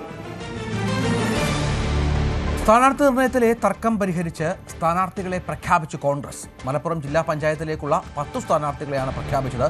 ഇന്ന് ചേർന്ന കോർ കമ്മിറ്റി യോഗത്തിലാണ് സമവായമുണ്ടായത്. CB അനുമോദ് ചേരുകയാണ്. അനുമോദ്, തർക്കം വല്ലാതെ ഉണ്ടായിരുന്നു നമ്മൾ രാവിലെയൊക്കെ റിപ്പോർട്ട് ചെയ്യുമ്പോൾ. ഇപ്പോൾ കാര്യങ്ങൾക്ക് എങ്ങനെയാണ് പരിഹാരമായത്?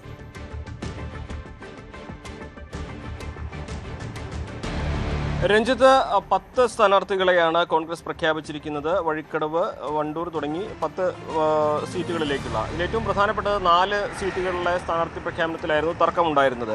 ജനറൽ സീറ്റുകളായിരുന്ന വഴിക്കടവ്, വണ്ടൂര്, തേഞ്ഞിപ്പലം, ചുങ്കത്തറ തുടങ്ങിയ 4 സീറ്റുകളിലായിരുന്നു ഏറ്റവും കൂടുതൽ ഈ ഒരു ചർച്ച വേണ്ടി വന്ന സാഹചര്യമുണ്ടായത്.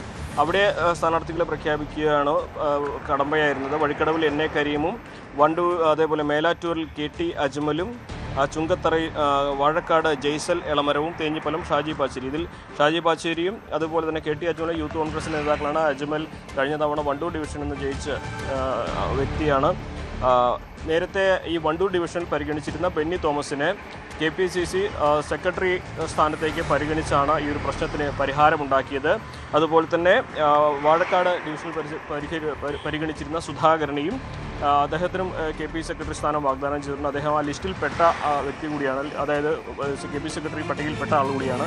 അപ്പോൾ അത്തരത്തിലുള്ളൊരു സമവായ ഫോർമുലയാണ് നേതൃത്വം മുന്നോട്ട് വെച്ചത്. പാർട്ടിയിലെ ഭാരവാഹിത്വം നൽകി ഈ ഒരു പ്രശ്നത്തിന് പരിഹാരമുണ്ടാക്കുകയാണ് ചെയ്തിരിക്കുന്നത്. എന്നാണെങ്കിലും നേരത്തെ തന്നെ ലീഗ് അവരുടെ സ്ഥാനാർത്ഥികളെ പ്രഖ്യാപിച്ച് പ്രചരണം തുടങ്ങിയിരുന്നു.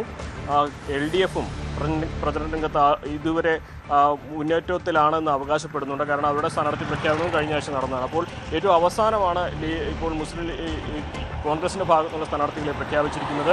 എന്നാണെങ്കിലും UDFിനെ സംബന്ധിച്ച് ഇവിടെ എല്ലാം വിജയിച്ച് കയറാൻ കഴിയുമെന്ന ആത്മവിശ്വാസം തന്നെയാണ് വെച്ചു പുലർത്തുന്നത്. എല്ലാ സാമുദായിക ഗ്രൂപ്പ് സമവാക്യങ്ങളും പാലിച്ചുകൊണ്ട് ഈ ഒരു പട്ടിക പുറത്തിറക്കാൻ കഴിഞ്ഞതിൻ്റെ ആത്മവിശ്വാസമാണ് ഇപ്പോൾ കോൺഗ്രസ് നേതൃത്വം പങ്കുവയ്ക്കുന്നത്. ശരി, അനുമോദം. മണ്ണാർക്കാട് മേഖലയിൽ വിമതരെ മത്സരിപ്പിക്കാൻ PK ശശി വിഭാഗം. ജനകീയ മതേതര മുന്നണി 10 സീറ്റുകളാണ് മത്സരിക്കുന്നത്. മുൻ ബ്രാഞ്ച് സെക്രട്ടറി, ലോക്കൽ കമ്മിറ്റി അംഗം, SFI മുൻ ഏരിയ സെക്രട്ടറി അടക്കമുള്ളവരാണ് മത്സരരംഗത്തുള്ളത്.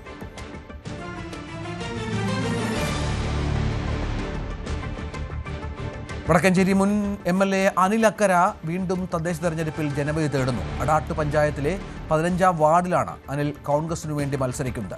നേരത്തെ അടാട്ട് ഗ്രാമപഞ്ചായത്ത് പ്രസിഡന്റായും അനിൽ അക്കര പ്രവർത്തിച്ചിട്ടുണ്ട്. 2000 മുതൽ കഴിഞ്ഞ തദ്ദേശ തെരഞ്ഞെടുപ്പ് വരെ കോൺഗ്രസ് ആയിരുന്നു അടാട്ട് പഞ്ചായത്ത് ഭരിച്ചിരുന്നത്. എന്നാൽ കഴിഞ്ഞ തവണ LDF അധികാരം പിടിച്ചെടുത്തു. ഇത്തവണ പഞ്ചായത്ത് പിടിച്ചെടുക്കാൻ അനിലിനെ കളത്തിറക്കുകയാണ് കോൺഗ്രസ്. തദ്ദേശ തെരഞ്ഞെടുപ്പിൽ തിരുവനന്തപുരത്ത് ട്രാൻസ്ജെൻഡർ സ്ഥാനാർത്ഥികൾ മത്സരിക്കുന്നതിൽ അനിശ്ചിതത്വം. പോത്തൻകോട്, വയലാർ ഡിവിഷനുകളിലാണ് ട്രാൻസ്ജെൻഡർ സ്ഥാനാർത്ഥികൾ മത്സരിക്കുന്നത്. വനിതാ ഡിവിഷനിൽ ട്രാൻസ്ജെൻഡർക്ക് മത്സരിക്കാനാകില്ലെന്ന് തെരഞ്ഞെടുപ്പ് കമ്മീഷൻ വ്യക്തമാക്കിയതോടെയാണ് പ്രതിസന്ധി. ഈ മുട്ടടയിലെ വൈഷ്ണവ് സുരേഷുമായി ബന്ധപ്പെട്ട സ്ഥാനാർത്ഥിത്വത്തിന്റെ പേരിലുണ്ടായ അനിശ്ചിതത്വം അവസാനിച്ചതിന് പിന്നാലെയാണ് പുതിയൊരു വെല്ലുവിളിയായി 2 ഡിവിഷനുകളിൽ, തിരുവനന്തപുരത്തെ പോത്തൻകോട് ഡിവിഷനിലും ആലപ്പുഴയിലെ വയലാർ ഡിവിഷനിലും കോൺഗ്രസിന് മുമ്പിൽ ഒരു അനിശ്ചിതത്വം ഉണ്ടായിരിക്കുന്നത്. അതായത് പോത്തൻകോട് ഡിവിഷനിൽ ട്രാൻസ്ജെൻഡർ ആക്ടിവിസ്റ്റായ ട്രാൻസ്ജെൻഡർ കോൺഗ്രസിന്റെ സംസ്ഥാന പ്രസിഡന്റ് കൂടിയായ അമയ പ്രസാദാണ് മത്സരരംഗത്തുണ്ടായിരുന്നത്.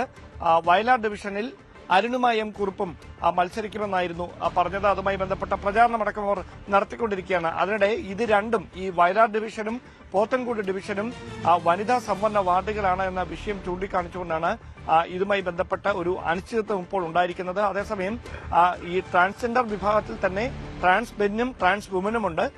അതിൽ ട്രാൻസ് വുമൻ വിഭാഗത്തിൽപ്പെടുന്നവരാണ് തങ്ങൾ എന്ന അവകാശവാദമാണ് അരുണമയും അതോടൊപ്പം അമയ പ്രസാദ് മുമ്പോട്ട് വെക്കുന്നത്. ഈ കാര്യം അവർ തെരഞ്ഞെടുപ്പ് കമ്മീഷനെ അടക്കം അറിയിക്കും. പാർട്ടി നേതൃത്വത്തെയും അതുതന്നെയാണ് അറിയിച്ചിരിക്കുന്നത്. അതുമായി ബന്ധപ്പെട്ട രേഖകളടക്കം കൈവശമുണ്ട്. അത് കൃത്യമായി തന്നെ കൈമാറുമെന്നാണ് വ്യക്തമാക്കുന്നത്. ഏതെങ്കിലും തരത്തിൽ ഒരു പ്രതിസന്ധി ഉണ്ടായാൽ മറ്റ് 2 സ്ഥാനാർത്ഥികളെ അവിടെ പരിഗണിക്കേണ്ടി വരും. അതുകൊണ്ട് അങ്ങനെ 2 ഡെമ്മി സ്ഥാനാർത്ഥികളെ കൂടി അതിനുവേണ്ടിയിട്ട് പാർട്ടി കൃത്യമായി തന്നെ തയ്യാറെടുപ്പുകളുടെ മുന്നൊരുക്കങ്ങളോടെ തന്നെ 2 ഡെമ്മി സ്ഥാനാർത്ഥികളെ കൂടി വെക്കുന്ന കാര്യത്തിൽ ഇന്ന് അന്തിമ തീരുമാനമുണ്ടാകുമെന്നാണ് അറിയുന്നത്. തെരഞ്ഞെടുപ്പ് കമ്മീഷന് സമർപ്പിക്കുന്ന ഈ രേഖകൾ തെരഞ്ഞെടുപ്പ് കമ്മീഷൻ മുഖവിലക്കെടുക്കാതിരിക്കുന്ന ഒരു സാഹചര്യമുണ്ടായാൽ കോടതിയെ സമീപിക്കാനുള്ള തീരുമാനത്തിലാണ് ഈ ട്രാൻസ്ജെൻഡർ ആക്ടിവിസ്റ്റുകൾ. അതേസമയം കോൺഗ്രസ് നേതൃത്വം ഇതുമായി ബന്ധപ്പെട്ട മറ്റൊരു പ്രതിസന്ധി ഉണ്ടാകാതിരിക്കാൻ കൃത്യമായി തന്നെ 2 ഡെമ്മി സ്ഥാനാർത്ഥികളെയും മുൻകൂട്ടി കണ്ടുകൊണ്ടാണ് ഇതുമായി ബന്ധപ്പെട്ട തുടർ നടപടികളിലേക്ക് കടക്കുന്നത്. ശരി. പട്ടാമ്പിയിൽ കോൺഗ്രസ് വിമത സ്ഥാനാർത്ഥിക്ക് പിന്തുണയുമായി LDF. 13ാം വാർഡിൽ മത്സരിക്കുന്ന PP അബ്ദുൾ വാഹിദിനാണ് LDF പരസ്യ പിന്തുണ അറിയിച്ചത്. ഈ വാർഡിൽ LDF സ്ഥാനാർത്ഥി നിർത്തിയിട്ടില്ല. പ്രവാസി കോൺഗ്രസ് ഭാരവാഹിയും ബ്ലോക്ക് കോൺഗ്രസ് സെക്രട്ടറിയുമായിരുന്നു അബ്ദുൾ വാഹിദ്. ടി പി ഷാജിയെ വീണ്ടും കോൺഗ്രസിൽ തിരിച്ചെടുത്തതിൽ പ്രതിഷേധിച്ചാണ് പ്രവാസി കോൺഗ്രസ് നേതാവ് പി പി അബ്ദുൾ വാഹിദ് കോൺഗ്രസിലെ വിമത സ്ഥാനാർത്ഥിയായത്.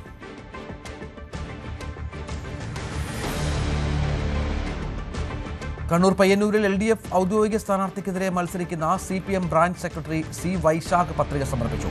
പയ്യന്നൂർ നഗരസഭയിലെ 36-ാം വാർഡിലേക്കാണ് Kara north branch secretary C Vaishakh സ്വതന്ത്രനായി മത്സരിക്കുന്നത്. വൈശാഖ് 2 ദിവസം മുൻപ് പാർട്ടിക്ക് രാജിക്കത്തും കൈമാറിയിരുന്നു. തദ്ദേശപ്പോരിന് നാടൊരുങ്ങുമ്പോൾ കാസർഗോഡ് തൃക്കരിപ്പൂരിലെ മാപ്പിടിച്ചേരി വീടും ആവേശത്തിലാണ്. ഇത്തവണ 2 സ്ഥാനാർത്ഥികളാണ് ഇവിടെ നിന്നും ഒരേ സമയം പ്രചാരണത്തിനിറങ്ങുക. കുടുംബത്തിലെ തെരഞ്ഞെടുപ്പ് പോരിന്റെ ആവേശത്തിലേക്ക്. സഹോദരങ്ങളായ M മനുവും M മഹേഷുമാണ് ഇത്തവണ ഒന്നിച്ച് ജനവിധി തേടുന്നത്. മനു RJD ചിഹ്നത്തിലും മഹേഷ് CPM ചിഹ്നത്തിലും മത്സരിക്കും. മനു തുടർച്ചയായ 2ാം തവണയാണ് തദ്ദേശപ്പോരിന് ഇറങ്ങുന്നതെങ്കിൽ മഹേഷിന് ഇത് കന്നി അംഗമാണ്. ജില്ലാ പഞ്ചായത്ത് പിലിക്കോട് ഡിവിഷനിൽ നിന്നുള്ള LDF സ്ഥാനാർത്ഥിയാണ് മനു. ഇദ്ദേഹം നിലവിൽ പിലിക്കോട് ഡിവിഷനിൽ നിന്നുള്ള ജില്ലാ പഞ്ചായത്ത് അംഗവും ക്ഷേമകാര്യ സ്ഥിരം സമിതി അധ്യക്ഷനുമാണ്. ജ്യേഷ്ഠൻ M മഹേഷ് ആകട്ടെ തൃക്കരിപ്പൂർ പഞ്ചായത്ത് 3ാം വാർഡിലെ LDF സ്ഥാനാർത്ഥിയാണ്. 5 വർഷക്കാലം ഡിവിഷനിൽ നടത്തിയ വികസന പ്രവർത്തനങ്ങളാണ് മനുവിന് പിൻബലം. ജില്ലാ പഞ്ചായത്തിലേക്ക് ഒരു അവസരം കൂടി കിട്ടിയിരിക്കുകയാണ് മത്സരിക്കാൻ. അപ്പോൾ പിലിക്കോട് ഡിവിഷനിലാണ് ഞാൻ മത്സരിക്കുന്നത്. പക്ഷെ അതിനേക്കാൾ ആവേശം ഏട്ടനും കൂടി മത്സര രംഗത്തേക്ക് വന്നിരിക്കുകയാണ്. നമ്മുടെ വാർഡിലാണ് 3ാം വാർഡിൽ നിന്ന് ജ്യേഷ്ഠനും കൂടി മത്സരിക്കുന്നതിൻ്റെ ഒരു സന്തോഷമുണ്ട്. കഴിഞ്ഞ തെരഞ്ഞെടുപ്പിൽ എൻ്റെ കൂടെ പ്രയത്നിക്കുകയും നമുക്ക് വിജയത്തിലേക്ക് എത്തിയതിന് ഒരുപാട് പ്രയത്നിച്ചതാണ്. അപ്പോൾ വീണ്ടും ഏട്ടനും കൂടി മത്സരിക്കുന്നതുകൊണ്ട് ഏട്ടൻ്റെ കൂടിയും ഈ 3ാം വാർഡിൽ സജീവമായി പ്രവർത്തിച്ചുകൊണ്ട് ഏട്ടനെയും വിജയിപ്പിക്കാൻ വേണ്ടി പ്രവർത്തന രംഗത്താണ് നമ്മളെല്ലാവരും. DYFIയിലെ സംഘടനാ പ്രവർത്തനം മുതൽക്കൂട്ടാവുമെന്ന പ്രതീക്ഷയിലാണ് മഹേഷ്. T ഭാസ്കറിന്റെയും M അമ്മണിയുടെയും മക്കളാണ് ഇരുവരും. സഹോദരങ്ങൾ ഒന്നിച്ച് തെരഞ്ഞെടുപ്പ് പ്രചാരണത്തിന് ഇറങ്ങിയതോടെ തൃക്കരിപ്പൂരിലെ തെരഞ്ഞെടുപ്പ് കാഴ്ചകൾക്ക് മാറ്റ് ഒന്നുകൂടി വർദ്ധിച്ചു. ന്യൂസ് 18 തൃക്കരിപ്പൂർ. പാലക്കാട് തദ്ദേശ തെരഞ്ഞെടുപ്പിൽ മത്സരിക്കുന്ന സ്ഥാനാർത്ഥിക്ക് കെട്ടിവെക്കാൻ പണം നൽകി തൊഴിലുറപ്പ് തൊഴിലാളികൾ. പട്ടാമ്പി കൊപ്പം ഗ്രാമപഞ്ചായത്തിലെ 6ാം വാർഡിൽ ജനവിധി തേടുന്ന LDF സ്ഥാനാർത്ഥി സുജാതയ്ക്കാണ് സഹപ്രവർത്തകരുടെ കൈത്താങ്ങ്. പാർട്ടി പ്രവർത്തകർക്കൊപ്പം ഇവരും തെരഞ്ഞെടുപ്പ് പ്രചരണത്തിന് ഇറങ്ങുന്നു. കഴിഞ്ഞ 12 വർഷമായി തൊഴിലുറപ്പ് മേഖലയിൽ സജീവ സാന്നിധ്യമാണ് കൊപ്പം പ്രഭാപുരം സ്വദേശി സുജാത. തൊഴിലാളിയായും മേറ്റായും ഇവർ പ്രവർത്തിച്ചിട്ടുണ്ട്. ഇതിനിടെയാണ് കൊപ്പം 6ാം വാർഡിലേക്ക് LDFന്റെ സ്ഥാനാർത്ഥിയായി സുജാത എത്തുന്നത്. അപ്രതീക്ഷിതമായിരുന്നു സ്ഥാനാർത്ഥി പ്രഖ്യാപനം. ദിവസവും തൊഴിലുറപ്പ് പ്രവൃത്തിയിൽ ഏർപ്പെടുന്ന സുജാത പിന്നീട് തെരഞ്ഞെടുപ്പ് പ്രചരണത്തിന്റെ തിരക്കിലായി. ഇതോടെയാണ് തങ്ങളുടെ സഹപ്രവർത്തകരോടൊപ്പം ചേർന്ന് നിൽക്കാൻ മറ്റുള്ളവരും തീരുമാനിച്ചത്. സുജാതയ്ക്ക് തെരഞ്ഞെടുപ്പിലേക്ക് മത്സരിക്കേണ്ട തുക നൽകിയാണ് ഇവർ തങ്ങളുടെ സ്നേഹവും കരുതലും പ്രകടിപ്പിച്ചത്. 24ഓളം വരുന്ന തൊഴിലുറപ്പ് തൊഴിലാളികൾ പിരിച്ചെടുത്ത പണം സുജാതയ്ക്ക് കൈമാറി. ഞങ്ങളെല്ലാവരും ഒരുമിച്ച് തീരുമാനിച്ചിട്ടാണ് അവർക്ക് കൊടുക്കാൻ വേണ്ടി. ഞങ്ങൾ എല്ലാവർക്കും സമ്മതമാണ് കൊടുക്കാൻ വേണ്ടിയിട്ട്. അവര് അത്രയും വർഷം നമ്മളൊപ്പം നിന്ന ഒരു വ്യക്തിയല്ലേ. അപ്പൊ അതിന് സന്തോഷത്തോടു കൂടി എല്ലാവരും കൂടിയിട്ട് കൊടുക്കുന്നു. തന്നെ സ്വന്തമായി കണ്ട സഹപ്രവർത്തകരുടെ സ്നേഹത്തിൽ വലിയ സന്തോഷത്തിലാണ് സുജാതയും. സ്ഥാനാർത്ഥി പര്യടനത്തിൽ കൂടുതൽ ഊർജം നൽകുന്നതാണ് സഹപ്രവർത്തകരുടെ ഭാഗത്തു നിന്നുണ്ടായ സഹായമെന്ന് സുജാത പറഞ്ഞു. എല്ലാ തൊഴിലുറപ്പ് തൊഴിലാളികളും ഒപ്പം 12 കൊല്ലമായി ഞാൻ വർക്ക് ചെയ്യണു. ഇവരെല്ലാവരും കൂടെ സഹകരണമാണ് ഈ കെട്ടിവെക്കാനുള്ള പൈസ. തൊഴിലാളികളായിട്ടും മേറ്റായിട്ടും വർക്ക് ചെയ്തിരുന്നു ഞാൻ. അപ്പോൾ ഇവരെല്ലാവരും സഹകരണം കൊണ്ട് കെട്ടിവെക്കാനുള്ള പൈസ എൻ്റെ തൊഴിലാളികൾ തന്നെക്ക് തന്നു. അതിലെല്ലാം വാർഡിലുള്ള എല്ലാവർക്കും എൻ്റെ നന്ദി. LDFന്റെ രാഷ്ട്രീയ പ്രചരണത്തോടൊപ്പം സുജാതയുടെ വിജയത്തിനായി ഈ സഹപ്രവർത്തകരും ഇന്ന് ഒപ്പമുണ്ട്. ന്യൂസ് 18 പാലക്കാട്. തദ്ദേശ തെരഞ്ഞെടുപ്പിലെ സ്ഥാനാർത്ഥി നിർണയത്തിൽ പ്രതിഷേധമറിയിച്ച് പെന്തക്കോസ് സഭാ നേതൃത്വം. 25 ലക്ഷം ആളുകളുള്ള വിശ്വാസ സമൂഹത്തെ LDFും UDFും അവഗണിച്ചു. മറ്റ് ക്രിസ്തീയ സഭകൾക്ക് നൽകിയ പ്രാതിനിധ്യം പെന്തക്കോസ് സഭയ്ക്ക് കിട്ടിയിട്ടില്ലെന്നും പരാതിയുണ്ട്. കേരളത്തിൽ നാളിതുവരെ അസംബ്ലി മണ്ഡലത്തിലോ പാർലമെൻറ്റിലോ പെന്തിക്കോസ് സമുദായത്തിൽ നിന്ന് ഒരാളെ പോലും സ്ഥാനാർത്ഥിയായിട്ട് കേരളത്തിലെ 2 പ്രമുഖ മുന്നണികളും തയ്യാറായിട്ടില്ല. കേരളത്തിൽ 25 ലക്ഷത്തിൽ പരം പെന്തിക്കോസ് വിശ്വാസികളുണ്ട്. പല ക്രിസ്ത്യൻ സംഘടനകൾക്കും പല ഹിന്ദു സംഘടനകൾക്കും വേണ്ടുന്ന പ്രാതിനിധ്യങ്ങൾ ഇരു മുന്നണികളും കൊടുക്കുമ്പോൾ പെന്തിക്കോസ് സമുദായത്തെ മാത്രം തഴയുന്നതിൽ പെന്തിക്കോസ് സമൂഹത്തിന് ആശങ്കയുണ്ട്. പാലക്കാട് തീവ്ര വോട്ടർ പട്ടിക പരിഷ്കരണത്തിൽ ജനങ്ങൾക്ക് കൈത്താങ്ങായി അധികൃതർ. SIR പ്രക്രിയകൾ പൂർത്തിയാക്കാൻ പട്ടാമ്പി താലൂക്ക് ഓഫീസിന്റെ നേതൃത്വത്തിൽ ക്യാമ്പുകൾ സംഘടിപ്പിച്ചു. 3 ദിവസങ്ങളിലായി പട്ടാമ്പി മണ്ഡലത്തിലെ 140 കേന്ദ്രങ്ങളിലായാണ് ക്യാമ്പുകൾ ഒരുക്കുന്നത്. തീവ്ര വോട്ടർ പട്ടിക പരിഷ്കരണം വേഗത്തിൽ പൂർത്തിയാക്കുന്നതിനാണ് പട്ടാമ്പി മണ്ഡലം കേന്ദ്രമാക്കി ക്യാമ്പുകൾ ഒരുക്കിയത്. 140 ക്യാമ്പുകളാണ് സജ്ജമാക്കിയത്. SIRമായി ബന്ധപ്പെട്ട് പൊതുജനങ്ങൾക്കിടയിലുള്ള ആശങ്കകളും ആശയക്കുഴപ്പങ്ങളും പരിഹരിക്കുകയാണ് പ്രധാന ഉദ്ദേശം. 3 ദിവസങ്ങളായാണ് ക്യാമ്പ് നടക്കുന്നത്. എല്ലാ ക്യാമ്പിലും BLO ഉദ്യോഗസ്ഥരോ മറ്റ് ബന്ധപ്പെട്ട റവന്യൂ ഉദ്യോഗസ്ഥരോ പരിശോധനകൾക്ക് ഉണ്ടാകും. കൂടാതെ പ്രവർത്തനങ്ങൾ വിലയിരുത്തുന്നതിന് പട്ടാമ്പി, തൃത്താല മണ്ഡലങ്ങളുടെ ചുമതലയുള്ള returning officer, deputy collector SS Alfa, Pattambi tahsildar TP Kishore, ഭൂരേഖ തഹസിൽദാർ VP സെയ്ദ് മുഹമ്മദ് തുടങ്ങിയ ഉദ്യോഗസ്ഥർ സന്ദർശനം നടത്തുകയും മേൽനോട്ടം വഹിക്കുകയും ചെയ്യുന്നുണ്ട്. ഈ 3 ദിവസങ്ങളിൽ ക്യാമ്പിൽ എത്തിച്ചേരാൻ സാധിക്കാത്തവർക്കായിട്ട് BLO അതിനുശേഷമുള്ള ദിവസങ്ങളിൽ വീട്ടിൽ വരുന്നതായിരിക്കും. എന്തെങ്കിലും ബുദ്ധിമുട്ട് ഫോം ഫില്ല് ചെയ്യാനുണ്ട് എന്നുണ്ടെങ്കിൽ ക്യാമ്പിലോട്ട് എത്തിയാൽ മതിയാകും.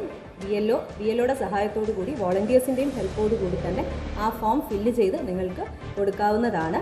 അപ്പോൾ എല്ലാ ആളുകളും പട്ടാമ്പി, തൃത്താല മണ്ഡലങ്ങളിലെ എല്ലാ ഇലക്ടേഴ്സും നിങ്ങൾ ക്യാമ്പുകളിൽ വരികയും നിങ്ങളുടെ ഇനൂമറേഷൻ ഫോം തിരിച്ച് നൽകുകയും ചെയ്യുക. എല്ലാവരും വോട്ടർ പട്ടികയിൽ ഇടം നേടുന്നതിനായി ഫോം എത്രയും പെട്ടെന്ന് തന്നെ ക്യാമ്പുകളിൽ എത്തിക്കാൻ ഞാൻ അഭ്യർത്ഥിക്കുന്നു. ഫോമുകൾ ലഭിച്ചവർക്ക് പൂരിപ്പിച്ച് ക്യാമ്പുകളിലെത്തി SIR പ്രക്രിയ പൂർത്തിയാക്കാവുന്നതാണ്. വിദ്യാലയങ്ങൾ, ക്ലബ്ബുകൾ, വായനശാലകൾ, പൊതുയിടങ്ങൾ എന്നിവിടങ്ങളിലാണ് ക്യാമ്പുകൾ നടക്കുന്നത്. വിദ്യാലയങ്ങളിൽ നടക്കുന്ന ക്യാമ്പുകളിൽ NSS, NCC വിദ്യാർത്ഥികളുടെ സേവനവും ലഭിക്കുന്നുണ്ട്. ന്യൂസ് 18 പാലക്കാട്. ശബരിമലയിൽ ഇന്നും വൻ ഭക്തജന തിരക്ക്. ദർശനത്തിനായി 12 മണിക്കൂറോളമാണ് ഭക്തർ കാത്തുനിൽക്കുന്നത്. 1 മിനിറ്റിൽ 65 പേർ വരെയാണ് പടി ചവിട്ടുന്നത്. ശബരിമലയിൽ ഇന്നു മുതൽ പ്രതിദിനം 75,000 പേർക്ക് മാത്രമായിരിക്കും ദർശനത്തിന് അവസരം.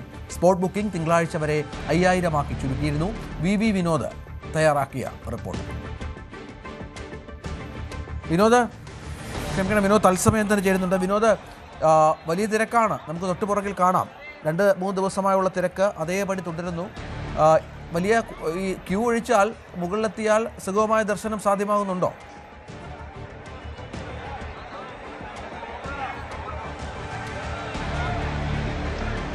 രഞ്ജിത്ത്, ഇപ്പോൾ ഉച്ചപൂജയ്ക്ക് ശേഷം നട അടച്ചിരിക്കുകയാണ്. 3 മണിക്കാണ് ഇനി നട തുറക്കുക. രഞ്ജിത്ത് സൂചിപ്പിച്ചതുപോലെ തന്നെ ഇന്നും വലിയ തിരക്കാണ് അനുഭവപ്പെട്ടത്. പ്രത്യേകിച്ച് പുലർച്ചെയാണ്, നട തുറക്കുന്ന സമയത്താണ് ഈ തിരക്ക് അനുഭവപ്പെടുന്നത്. അതായത് രാത്രി പമ്പയിൽ നിന്ന് കയറുകയും നട അടയ്ക്കുന്നതോടുകൂടി ഇവിടെ എത്തുന്ന ഭക്തരുണ്ട്, അവർക്ക് ദർശനം ലഭിക്കില്ല. പിന്നീട് പുലർച്ചെ പമ്പയിൽ നിന്ന് വീണ്ടും ആളുകളെ കയറ്റും. അങ്ങനെ ഒരു തിരക്കാണ് പുലർച്ചെ അനുഭവപ്പെടുന്നത്. നമ്മളിപ്പോൾ ഉള്ളത് ഈ സന്നിധാനത്തിന് തൊട്ട് താഴെയാണ്. നാളികേരം ഉടയ്ക്കുന്ന ആ സ്ഥലത്താണ്. ഇവിടെ ഈ അയ്യപ്പ ഭക്തർ അവർ നെയ്ത്തേങ്ങയിൽ നിന്ന് നെയ് പാത്രത്തിലേക്ക് പകരുന്ന ഒരു ദൃശ്യമാണ്. അഭിഷേകത്തിനുള്ള നെയ് പകരുന്ന ഒരു ദൃശ്യമാണ്. വലിയ തിരക്ക് അനുഭവപ്പെടുന്നില്ല. കാര്യങ്ങളെല്ലാം തന്നെ നിയന്ത്രണ വിധേയമാണ്. നമുക്കറിയാം രഞ്ജിത്ത്, കഴിഞ്ഞതിന് മുമ്പിലത്തെ ദിവസം ശബരിമലയിൽ ഉണ്ടായ അഭൂതപൂർവമായ തിരക്ക് അത് വലിയ ആശങ്കയിലേക്കും വലിയ ഭയത്തിനുമൊക്കെ വഴിവെച്ചിരുന്നു. എന്തും സംഭവിക്കാവുന്ന ഒരു നിലയിലായിരുന്നു കാര്യങ്ങൾ. പക്ഷേ ഇതിനൊക്കെ ഇപ്പോൾ മാറ്റം വന്നിട്ടുണ്ട്. പക്ഷേ നിലയ്ക്കലും പമ്പയിലും ഇപ്പോഴും തിരക്ക് തുടരുന്നുണ്ട്. പ്രത്യേകിച്ച് ഈ ക്യൂവിൽ 12 മണിക്കൂർ വരെ നിൽക്കേണ്ടി വരുന്നു എന്നതാണ്. 7 മുതൽ 12 മണിക്കൂർ വരെ നിൽക്കേണ്ടി വരുന്നു എന്നത് വലിയ ബുദ്ധിമുട്ടുണ്ടാക്കുന്ന കാര്യമാണ്. മാത്രമല്ല കുഞ്ഞുങ്ങൾ ഉൾപ്പെടെയുള്ള നിരവധി ഭക്തർ വരുന്നു. ആദ്യ ദിവസങ്ങളിൽ മറ്റ് സംസ്ഥാനങ്ങളിൽ നിന്നുള്ള ഭക്തരാണെങ്കിൽ ഇപ്പോൾ കേരളത്തിൽ നിന്നുള്ള ഭക്തരും ഇവിടേക്ക് വരുന്നുണ്ട്. ഹൈക്കോടതിയുടെ നിർദ്ദേശപ്രകാരം 75,000 പേർക്കാണ് പരമാവധി ദർശനം നൽകാൻ കഴിയുക. ഇത് 1 ലക്ഷം വരെ ആകാമെന്ന് നേരത്തെ ദേവസ്വം ബോർഡ് വ്യക്തമാക്കിയിരുന്നതാണ്. പക്ഷേ ക്രമീകരണങ്ങളുടെ അപാകത അതുതന്നെയാണ് കോടതിയുടെ ഇത്തരമൊരു ഉത്തരവിന് ഇടയാക്കിയതും. കഴിഞ്ഞ ദിവസത്തെ കണക്കുകൾ പരിശോധിച്ചാൽ ഈ ബുക്ക് ചെയ്യുന്ന ദിവസങ്ങളിൽ മാത്രമല്ല ഭക്തർ ഇവിടേക്ക് വരുന്നത്, വിർച്വൽ ക്യൂവിൽ ബുക്ക് ചെയ്ത തീയതിക്ക് മുൻപ് തന്നെ ഇവിടേക്ക് വരുന്നൊരു കാര്യമുണ്ട്. കഴിഞ്ഞ ദിവസം ഇങ്ങനെ 28,000 പേരാണ് അവരുടെ തീയതികളിലല്ലാതെ മുൻകൂട്ടി ഇവിടേക്ക് എത്തിയത്. ഇങ്ങനെ ആളുകൾ വരുമ്പോൾ അത് പ്രയാസമുണ്ടാക്കുന്നുണ്ട്. കഴിഞ്ഞ ദിവസം 16,000 സ്പോട്ട് ബുക്കിംഗ് ആണ് നടന്നത്. 20,000 വരെ സാധ്യമാകുമെന്ന് നേരത്തെ തന്നെ ദേവസ്വം ബോർഡ് അറിയിച്ചിരുന്നതാണ്. പക്ഷേ 6,000 പേരുടെ കുറവുണ്ടായിരുന്നു. അതേസമയം അല്ലാതെ വരുന്ന ഭക്തരുണ്ട്. അതുകൊണ്ടാണ് അങ്ങനെ ഒരു തിരക്ക് അനുഭവപ്പെടുന്നത്. അതിന്റെ ഒരു ക്രമീകരണമായിട്ടുണ്ട്. ഇപ്പോൾ നമുക്കിപ്പം ഒരു ഭക്തൻ ചേരുന്നു. എത്ര മണിക്കാണ് ഇവിടെ വന്നത്, എപ്പോഴാണ് എത്തിയത്, എത്ര മണിക്കൂർ കൊടുത്തു കയറി വരാൻ? നമസ്കാരം, ഞാൻ തിരുവനന്തപുരത്ത് നിന്നാണ് വരുന്നത്. ഇന്നലെ 3 മണിക്ക് പമ്പയിൽ നിന്ന് നമ്മൾ ക്യൂവിൽ കയറിയതാണ്. ഇവിടെ എത്തിയപ്പോൾ 10:45 നട അടയ്ക്കാൻ 5 മിനിറ്റ് ഉള്ളപ്പോഴാണ് ദർശനം കിട്ടിയത്. ഏകദേശം 7-8 മണിക്കൂറോളം ക്യൂ നിന്നു. അതിൽ കണ്ട സങ്കടകരമായ ഒരു കാഴ്ച എന്ന് പറയുമ്പോൾ ഈ കൊച്ചു പിള്ളേർ 9 മാസം പ്രായമായ കുട്ടികൾ 5 വയസ്സ് 6 വയസ്സ് ഇന്നലെ ഈ ബാരിക്കേഡ് തകർത്തുകൊണ്ട് മറ്റുള്ള അയ്യപ്പ സ്വാമികൾ വരുന്ന സമയത്ത് ഈ 5-6 വയസ്സായ ഒരു മാളിയപ്പുറം പെങ്കൊച്ച് ഒരു മാളിയപ്പുറത്തിന്റെ പുറത്തൂടെ ഇവർ വന്ന് വീഴുകയും അതിന്റെ കാലിന് എന്തെങ്കിലും സംഭവിക്കുമെന്ന് നമ്മൾ പേടിച്ചു പോയി. പക്ഷെ വേറെ കുഴപ്പമൊന്നും ഉണ്ടായില്ല. ഒരു മലയാളിയായിരുന്നു. അന്യ സംസ്ഥാനത്തു നിന്ന് വരുന്ന കുട്ടികളും അങ്ങനെ തന്നെയാണ്. അപ്പൊ ആയതുകൊണ്ട് ഈ പേരൻസിനും കുട്ടികൾക്കും വേണ്ടി മാത്രം ഒരു വഴി സ്വാമിയപ്പ റോഡോട്ടോ എന്തെങ്കിലും ഒരു ചെറുതായിട്ടൊരു ഡിവിഷൻ ഉണ്ടാക്കിയാൽ ഇപ്പോഴുള്ള പാതയോട് ചേർന്ന് തന്നെ പ്രത്യേകിച്ചൊരു വഴി. അതെ, പ്രത്യേകം കുട്ടികൾക്ക് അതായത് കണ്ടപ്പോൾ കഷ്ടം തോന്നി. അനുഭവിക്കുക 18-ാം പടിയുടെ ഫ്രണ്ടിൽ തന്നെ കുട്ടികളെയും കൊണ്ട് കയറുന്ന വളരെ ബുദ്ധിമുട്ടിയാണ് കയറുന്നത്. അതായത് പമ്പ മുതൽ സന്നിധാനം വരെ അങ്ങനെ ഒരു പ്രത്യേക വഴി വേണമെന്നുള്ളതാണ്. അങ്ങനെ ഉണ്ടായാൽ വളരെ നന്നായിരിക്കുമെന്നാണ് തോന്നുന്നത്. ഹൈക്കോടതി, ബഹുമാനപ്പെട്ട ഹൈക്കോടതി അതൊന്ന് നേരിട്ട് പരിശോധിച്ച് തീരുമാനം ഉണ്ടാക്കിയാൽ വളരെ നല്ലത്. രഞ്ജിത്ത്, അതൊരു വളരെ പ്രധാനപ്പെട്ട കാര്യമാണ് രഞ്ജിത്ത്. നമ്മൾ കഴിഞ്ഞ ദിവസങ്ങളിലൊക്കെ കണ്ടതാണ് ഈ കോമൺ വഴിയാണ്, അതായത് നീലിമല വഴിയുള്ള പാതയും പമ്പയിൽ നിന്ന് കയറുമ്പോൾ മറ്റൊന്ന് ചന്ദ്രാനന്ദ റോഡ് അല്ലെങ്കിൽ നമ്മൾ സ്വാമി അയ്യപ്പൻ റോഡ് എന്ന് പറയുന്ന വഴിയും. ഇതിൽ ചന്ദ്രാനന്ദ റോഡ് വഴിയാണ് ട്രാക്ടറൊക്കെ ഓടിക്കയറുന്നത്. ഒരുപക്ഷെ ഇദ്ദേഹം പറഞ്ഞതുപോലെ അതിന് വശത്തുകൂടി ഒരു പാത അവിടെ പ്രത്യേകം നിർമ്മിച്ചാൽ ഇപ്പോൾ ട്രാക്ടർ ഓടുന്നതിനൊക്കെ തടസ്സമില്ലാത്ത തരത്തിൽ കുറച്ചുകൂടി വീതിയിൽ അതിനോട് ചേർന്ന് തന്നെ ഒരു പാത നിർമ്മിച്ചു കഴിഞ്ഞാൽ ഈ കുട്ടികൾക്കും അവരുടെ പാരന്റ്സിനും വരാൻ ഉള്ള ഒരു അതിനുവേണ്ടി മാത്രമായിട്ട് എക്സ്ക്ലൂസീവായിട്ട് അങ്ങനെ ഒരു പാത നിർമ്മിച്ചു കഴിഞ്ഞാൽ അത് വലിയ ആശ്വാസമാകും. ഹൈക്കോടതിയുടെ പരിഗണനയിലുള്ള പല വിഷയങ്ങളാണ്. അതിൽ ഇങ്ങനെ ഒരു പാതയെക്കുറിച്ച് ചിന്തിച്ചാൽ അത് വളരെ നല്ലതായിരിക്കും. അങ്ങനെ ഒരു ആശയമാണ് ഈ സ്വാമി മുന്നോട്ട് വയ്ക്കുന്നത്. ഏതായിരുന്നാലും ഇന്നിപ്പോൾ തിരക്ക് നിയന്ത്രണ വിധേയമാണ്. ഏതെങ്കിലും തരത്തിലുള്ള ബുദ്ധിമുട്ടുകൾ അയ്യപ്പ ഭക്തർക്ക് അനുഭവപ്പെടുന്നില്ല. ഇവർ കയറി വരുന്ന വഴിയിൽ ശുദ്ധജലവും ബിസ്ക്കറ്റും ഒക്കെ തന്നെ മറ്റ് ലഘുഭക്ഷണവും ഒക്കെ തന്നെ വിതരണം ചെയ്യുന്നു. 500ഓളം പോലീസുകാരെ അധികമായി ഇപ്പോൾ വിന്യസിച്ചിട്ടുണ്ട്. NDRFന്റെ 2 ടീമുകളും എത്തി. കഴിഞ്ഞ ദിവസം ആദ്യം 35 അംഗ ടീം തൃശ്ശൂരിൽ നിന്നും ഇന്ന് പുലർച്ചെയോടുകൂടി ചെന്നൈയിൽ നിന്നുള്ള മറ്റൊരു സംഘവും എത്തി. 40 പേരടങ്ങുന്ന ഒരു സംഘമാണ്. ഇവിടെ നെയ്യഭിഷേകം ഉൾപ്പെടെയുള്ള കാര്യങ്ങൾ സുഗമമായി നടക്കുന്നു. ദർശനം നന്നായി നടക്കുന്നുണ്ട്. പലരും പറയുന്ന ബുദ്ധിമുട്ട് നിലയ്ക്കൽ നിന്ന് പമ്പ വരെയുള്ള ദൂരം, അതിനുശേഷം പമ്പയിൽ തങ്ങേണ്ടി വരുന്ന ഒരു സാഹചര്യം, അത് ഒരുപക്ഷെ സന്നിധാനത്ത് തിരക്ക് കുറയ്ക്കുന്നതിന് വേണ്ടിയുള്ള ഒരു ക്രമീകരണമാണ്. മറ്റൊന്ന്, ഇവിടെ എത്തുന്ന ഭക്തർ ദർശനം കഴിഞ്ഞാൽ അവരെ മല ഇറങ്ങാൻ ഒന്ന് അവരോട് നിർബന്ധിക്കുക. അല്ലെങ്കിൽ പലപ്പോഴും ഈ ഭക്തർ 2-3 പ്രാവശ്യം ദർശനം നേടുന്നതിന് വേണ്ടി ഇവിടെ വിരികളിൽ തുടരുന്ന ഒരു സാഹചര്യമുണ്ട്. പോലീസ് അതുകൂടി ശ്രദ്ധിക്കണമെന്നൊരു അഭിപ്രായം ഉയർന്നു വരുന്നുണ്ട്. വിരികളിൽ നിശ്ചിത സമയം മാത്രമേ തങ്ങാൻ അനുവദിക്കാവൂ. ദർശനം കഴിഞ്ഞ് നെയ്യഭിഷേകം കഴിഞ്ഞ് ഇവിടെയുള്ള പ്രാർത്ഥനാ ചടങ്ങുകളെല്ലാം കഴിഞ്ഞാൽ എത്രയും പെട്ടെന്ന് അയ്യപ്പ ഭക്തരെ മലയിറങ്ങാനുള്ള ഒരു സ്ഥിതിയിലേക്ക് എത്തിക്കുക എന്നതാണ്. അങ്ങനെയെങ്കിൽ കൂടുതൽ ആളുകൾക്ക് മുകളിലേക്ക് വരാൻ കഴിയും. ഇവിടെ കൂടുതൽ ആളുകൾ തങ്ങുന്നത് ഒഴിവാക്കാൻ കഴിയും. ശരി, വി വിനോദാണ് അവിടെ സന്നിധാനത്ത് നിന്ന് വിവരങ്ങൾ പങ്കുവെക്കുന്നത്. വലിയ ഭക്തജന തിരക്കാണ് സന്നിധാനത്ത്. TV-ക്ക് അധ്യക്ഷനും സിനിമാ താരവുമായ വിജയ് വീണ്ടും സംസ്ഥാന പര്യടനത്തിനൊരുങ്ങുന്നു. ആഴ്ചയിൽ 4 പൊതുയോഗങ്ങൾ സംഘടിപ്പിക്കാനാണ് നീക്കം. നേരത്തെ കരൂർ ദുരന്തത്തെ തുടർന്നായിരുന്നു വിജയുടെ സംസ്ഥാന പര്യടനം നിർത്തിവെച്ചത്. MG മിഥുനുണ്ട്. മിഥുൻ, ദുരന്തത്തിന്റെ ഓർമ്മകളുണ്ട് വിജയ്ക്ക്, പക്ഷെ അതിൽ നിന്ന് എന്താണ് പാർട്ടിയെ അതിജീവിപ്പിക്കേണ്ടതുണ്ട്. ഇപ്പം എന്തൊക്കെയാണ് പദ്ധതികൾ?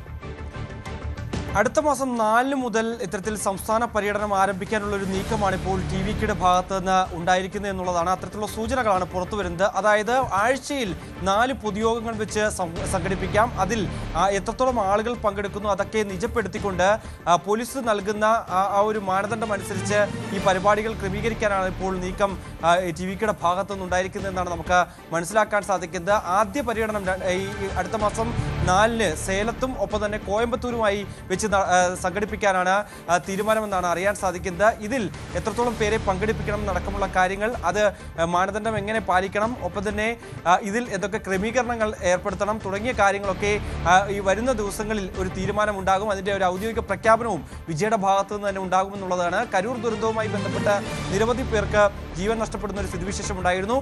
പക്ഷേ അതിൽ അപലപിക്കുകയും ഒപ്പം തന്നെ അതിനുവേണ്ട ഇടപെടലുകളും വിജയുടെ ഭാഗത്തു നിന്നും TV-യുടെ ഭാഗത്തു നിന്നും ഒക്കെ ഉണ്ടായിരുന്നു. പക്ഷേ ഈ ഒരു ദുരന്തം മുന്നിൽ കണ്ടുകൊണ്ട് അല്ലെങ്കിൽ അത് വെച്ചുകൊണ്ട് ഇങ്ങനെ മാറി നിന്നാൽ, ഈ സംസ്ഥാന പര്യടനം നടത്താതെ മാറി നിന്നാൽ ഇനി വളരെ കുറച്ച് മാസങ്ങൾ മാത്രമേ ഉള്ളൂ തമിഴ്നാട് തെരഞ്ഞെടുപ്പ് നടക്കാൻ. അതുകൊണ്ട് തന്നെ അത് വലിയ തിരിച്ചടിയായി മാറും. സംസ്ഥാനത്തുടനീളം ജനങ്ങൾക്കിടയിലേക്ക് ഇറങ്ങിച്ചെന്നുകൊണ്ട് വലിയ രീതിയിലുള്ള ഇത്തരത്തിലുള്ള യോഗങ്ങൾ സംഘടിപ്പിച്ചില്ല എങ്കിൽ അത് 2026-ലെ തെരഞ്ഞെടുപ്പിൽ വലിയ തിരിച്ചടി TV-ക്ക് നേരിടേണ്ടി വരുമെന്നുള്ള ഒരു വിലയിരുത്തലിന്റെ അടിസ്ഥാനത്തിൽ പശ്ചാത്തലത്തിൽ കൂടിയാണ് ഇങ്ങനെ ഒരു നടപടി അല്ലെങ്കിൽ ഇങ്ങനെ ഒരു തീരുമാനം ഇപ്പോൾ TVKയുടെ ഭാഗത്തു നിന്ന് ഉണ്ടായിരിക്കുന്നത്. ഇതിന്റെ ഔദ്യോഗിക പ്രഖ്യാപനം ഉടൻ തന്നെ ഉണ്ടാകുമെന്നാണ് പ്രതീക്ഷിക്കുന്നത്. എന്തായാലും ആഴ്ചയിൽ 4 യോഗങ്ങൾ വീതം സംഘടിപ്പിക്കും. ആ യോഗത്തിൽ എത്ര പേർ പങ്കെടുക്കും എന്നടക്കമുള്ള കാര്യങ്ങൾ പിന്നീടായിരിക്കും അറിയിക്കുക. എന്തായാലും ഇതിൽ ഈ തീരുമാനം പോലീസ് എന്താണ് ഇതിനൊരു അനുമതി നൽകുമോ അല്ലെങ്കിൽ അതിൽ എന്ത് നടപടിയായിരിക്കും പോലീസിന്റെ ഭാഗത്തു നിന്നുണ്ടാകുന്നത് എന്നുള്ളതൊക്കെ ഉറ്റുനോക്കേണ്ടിയിരിക്കുന്നു. പ്രത്യേകിച്ച് കരൂർ ദുരന്തം നടന്ന പശ്ചാത്തലത്തിൽ അനുമതി ലഭ്യമായില്ല എങ്കിൽ കോടതിയടക്കം സമീപിക്കാനുള്ള ഒരു തീരുമാനം അല്ലെങ്കിൽ അങ്ങനെ ഒരു നീക്കവും TVKയുടെ ഭാഗത്തു നിന്ന് ഉണ്ടായി. ഇനി സ്വർണം വെള്ളി നിരക്കുകൾ. ഗോൾഡ് ആൻഡ് ഡയമണ്ട്സ് ഇന്നത്തെ സ്വർണം വെള്ളി നിരക്കുകൾ നിങ്ങൾക്കായി സമർപ്പിക്കുന്നത് Kavitha gold and diamonds, the versatile jeweller. സ്വർണം ഗ്രാമിന് 11,430, പവന് 91,440. സ്വർണം 18 ക്യാരറ്റ് ഗ്രാമിന് 9,450, പവന് 75,600. വെള്ളി ഗ്രാമിന് 167, കിലോയ്ക്ക് 1,67,000. കവിത ഗോൾഡ് ആൻഡ് ഡയമണ്ട്സ് ഇന്നത്തെ സ്വർണം വെള്ളി നിരക്കുകൾ നിങ്ങൾക്കായി സമർപ്പിച്ചത് Kavitha gold and diamonds, the versatile jeweller. വാർത്താ ബുള്ളറ്റിൻ പൂർണ്ണമാവുകയാണ്. നമസ്കാരം.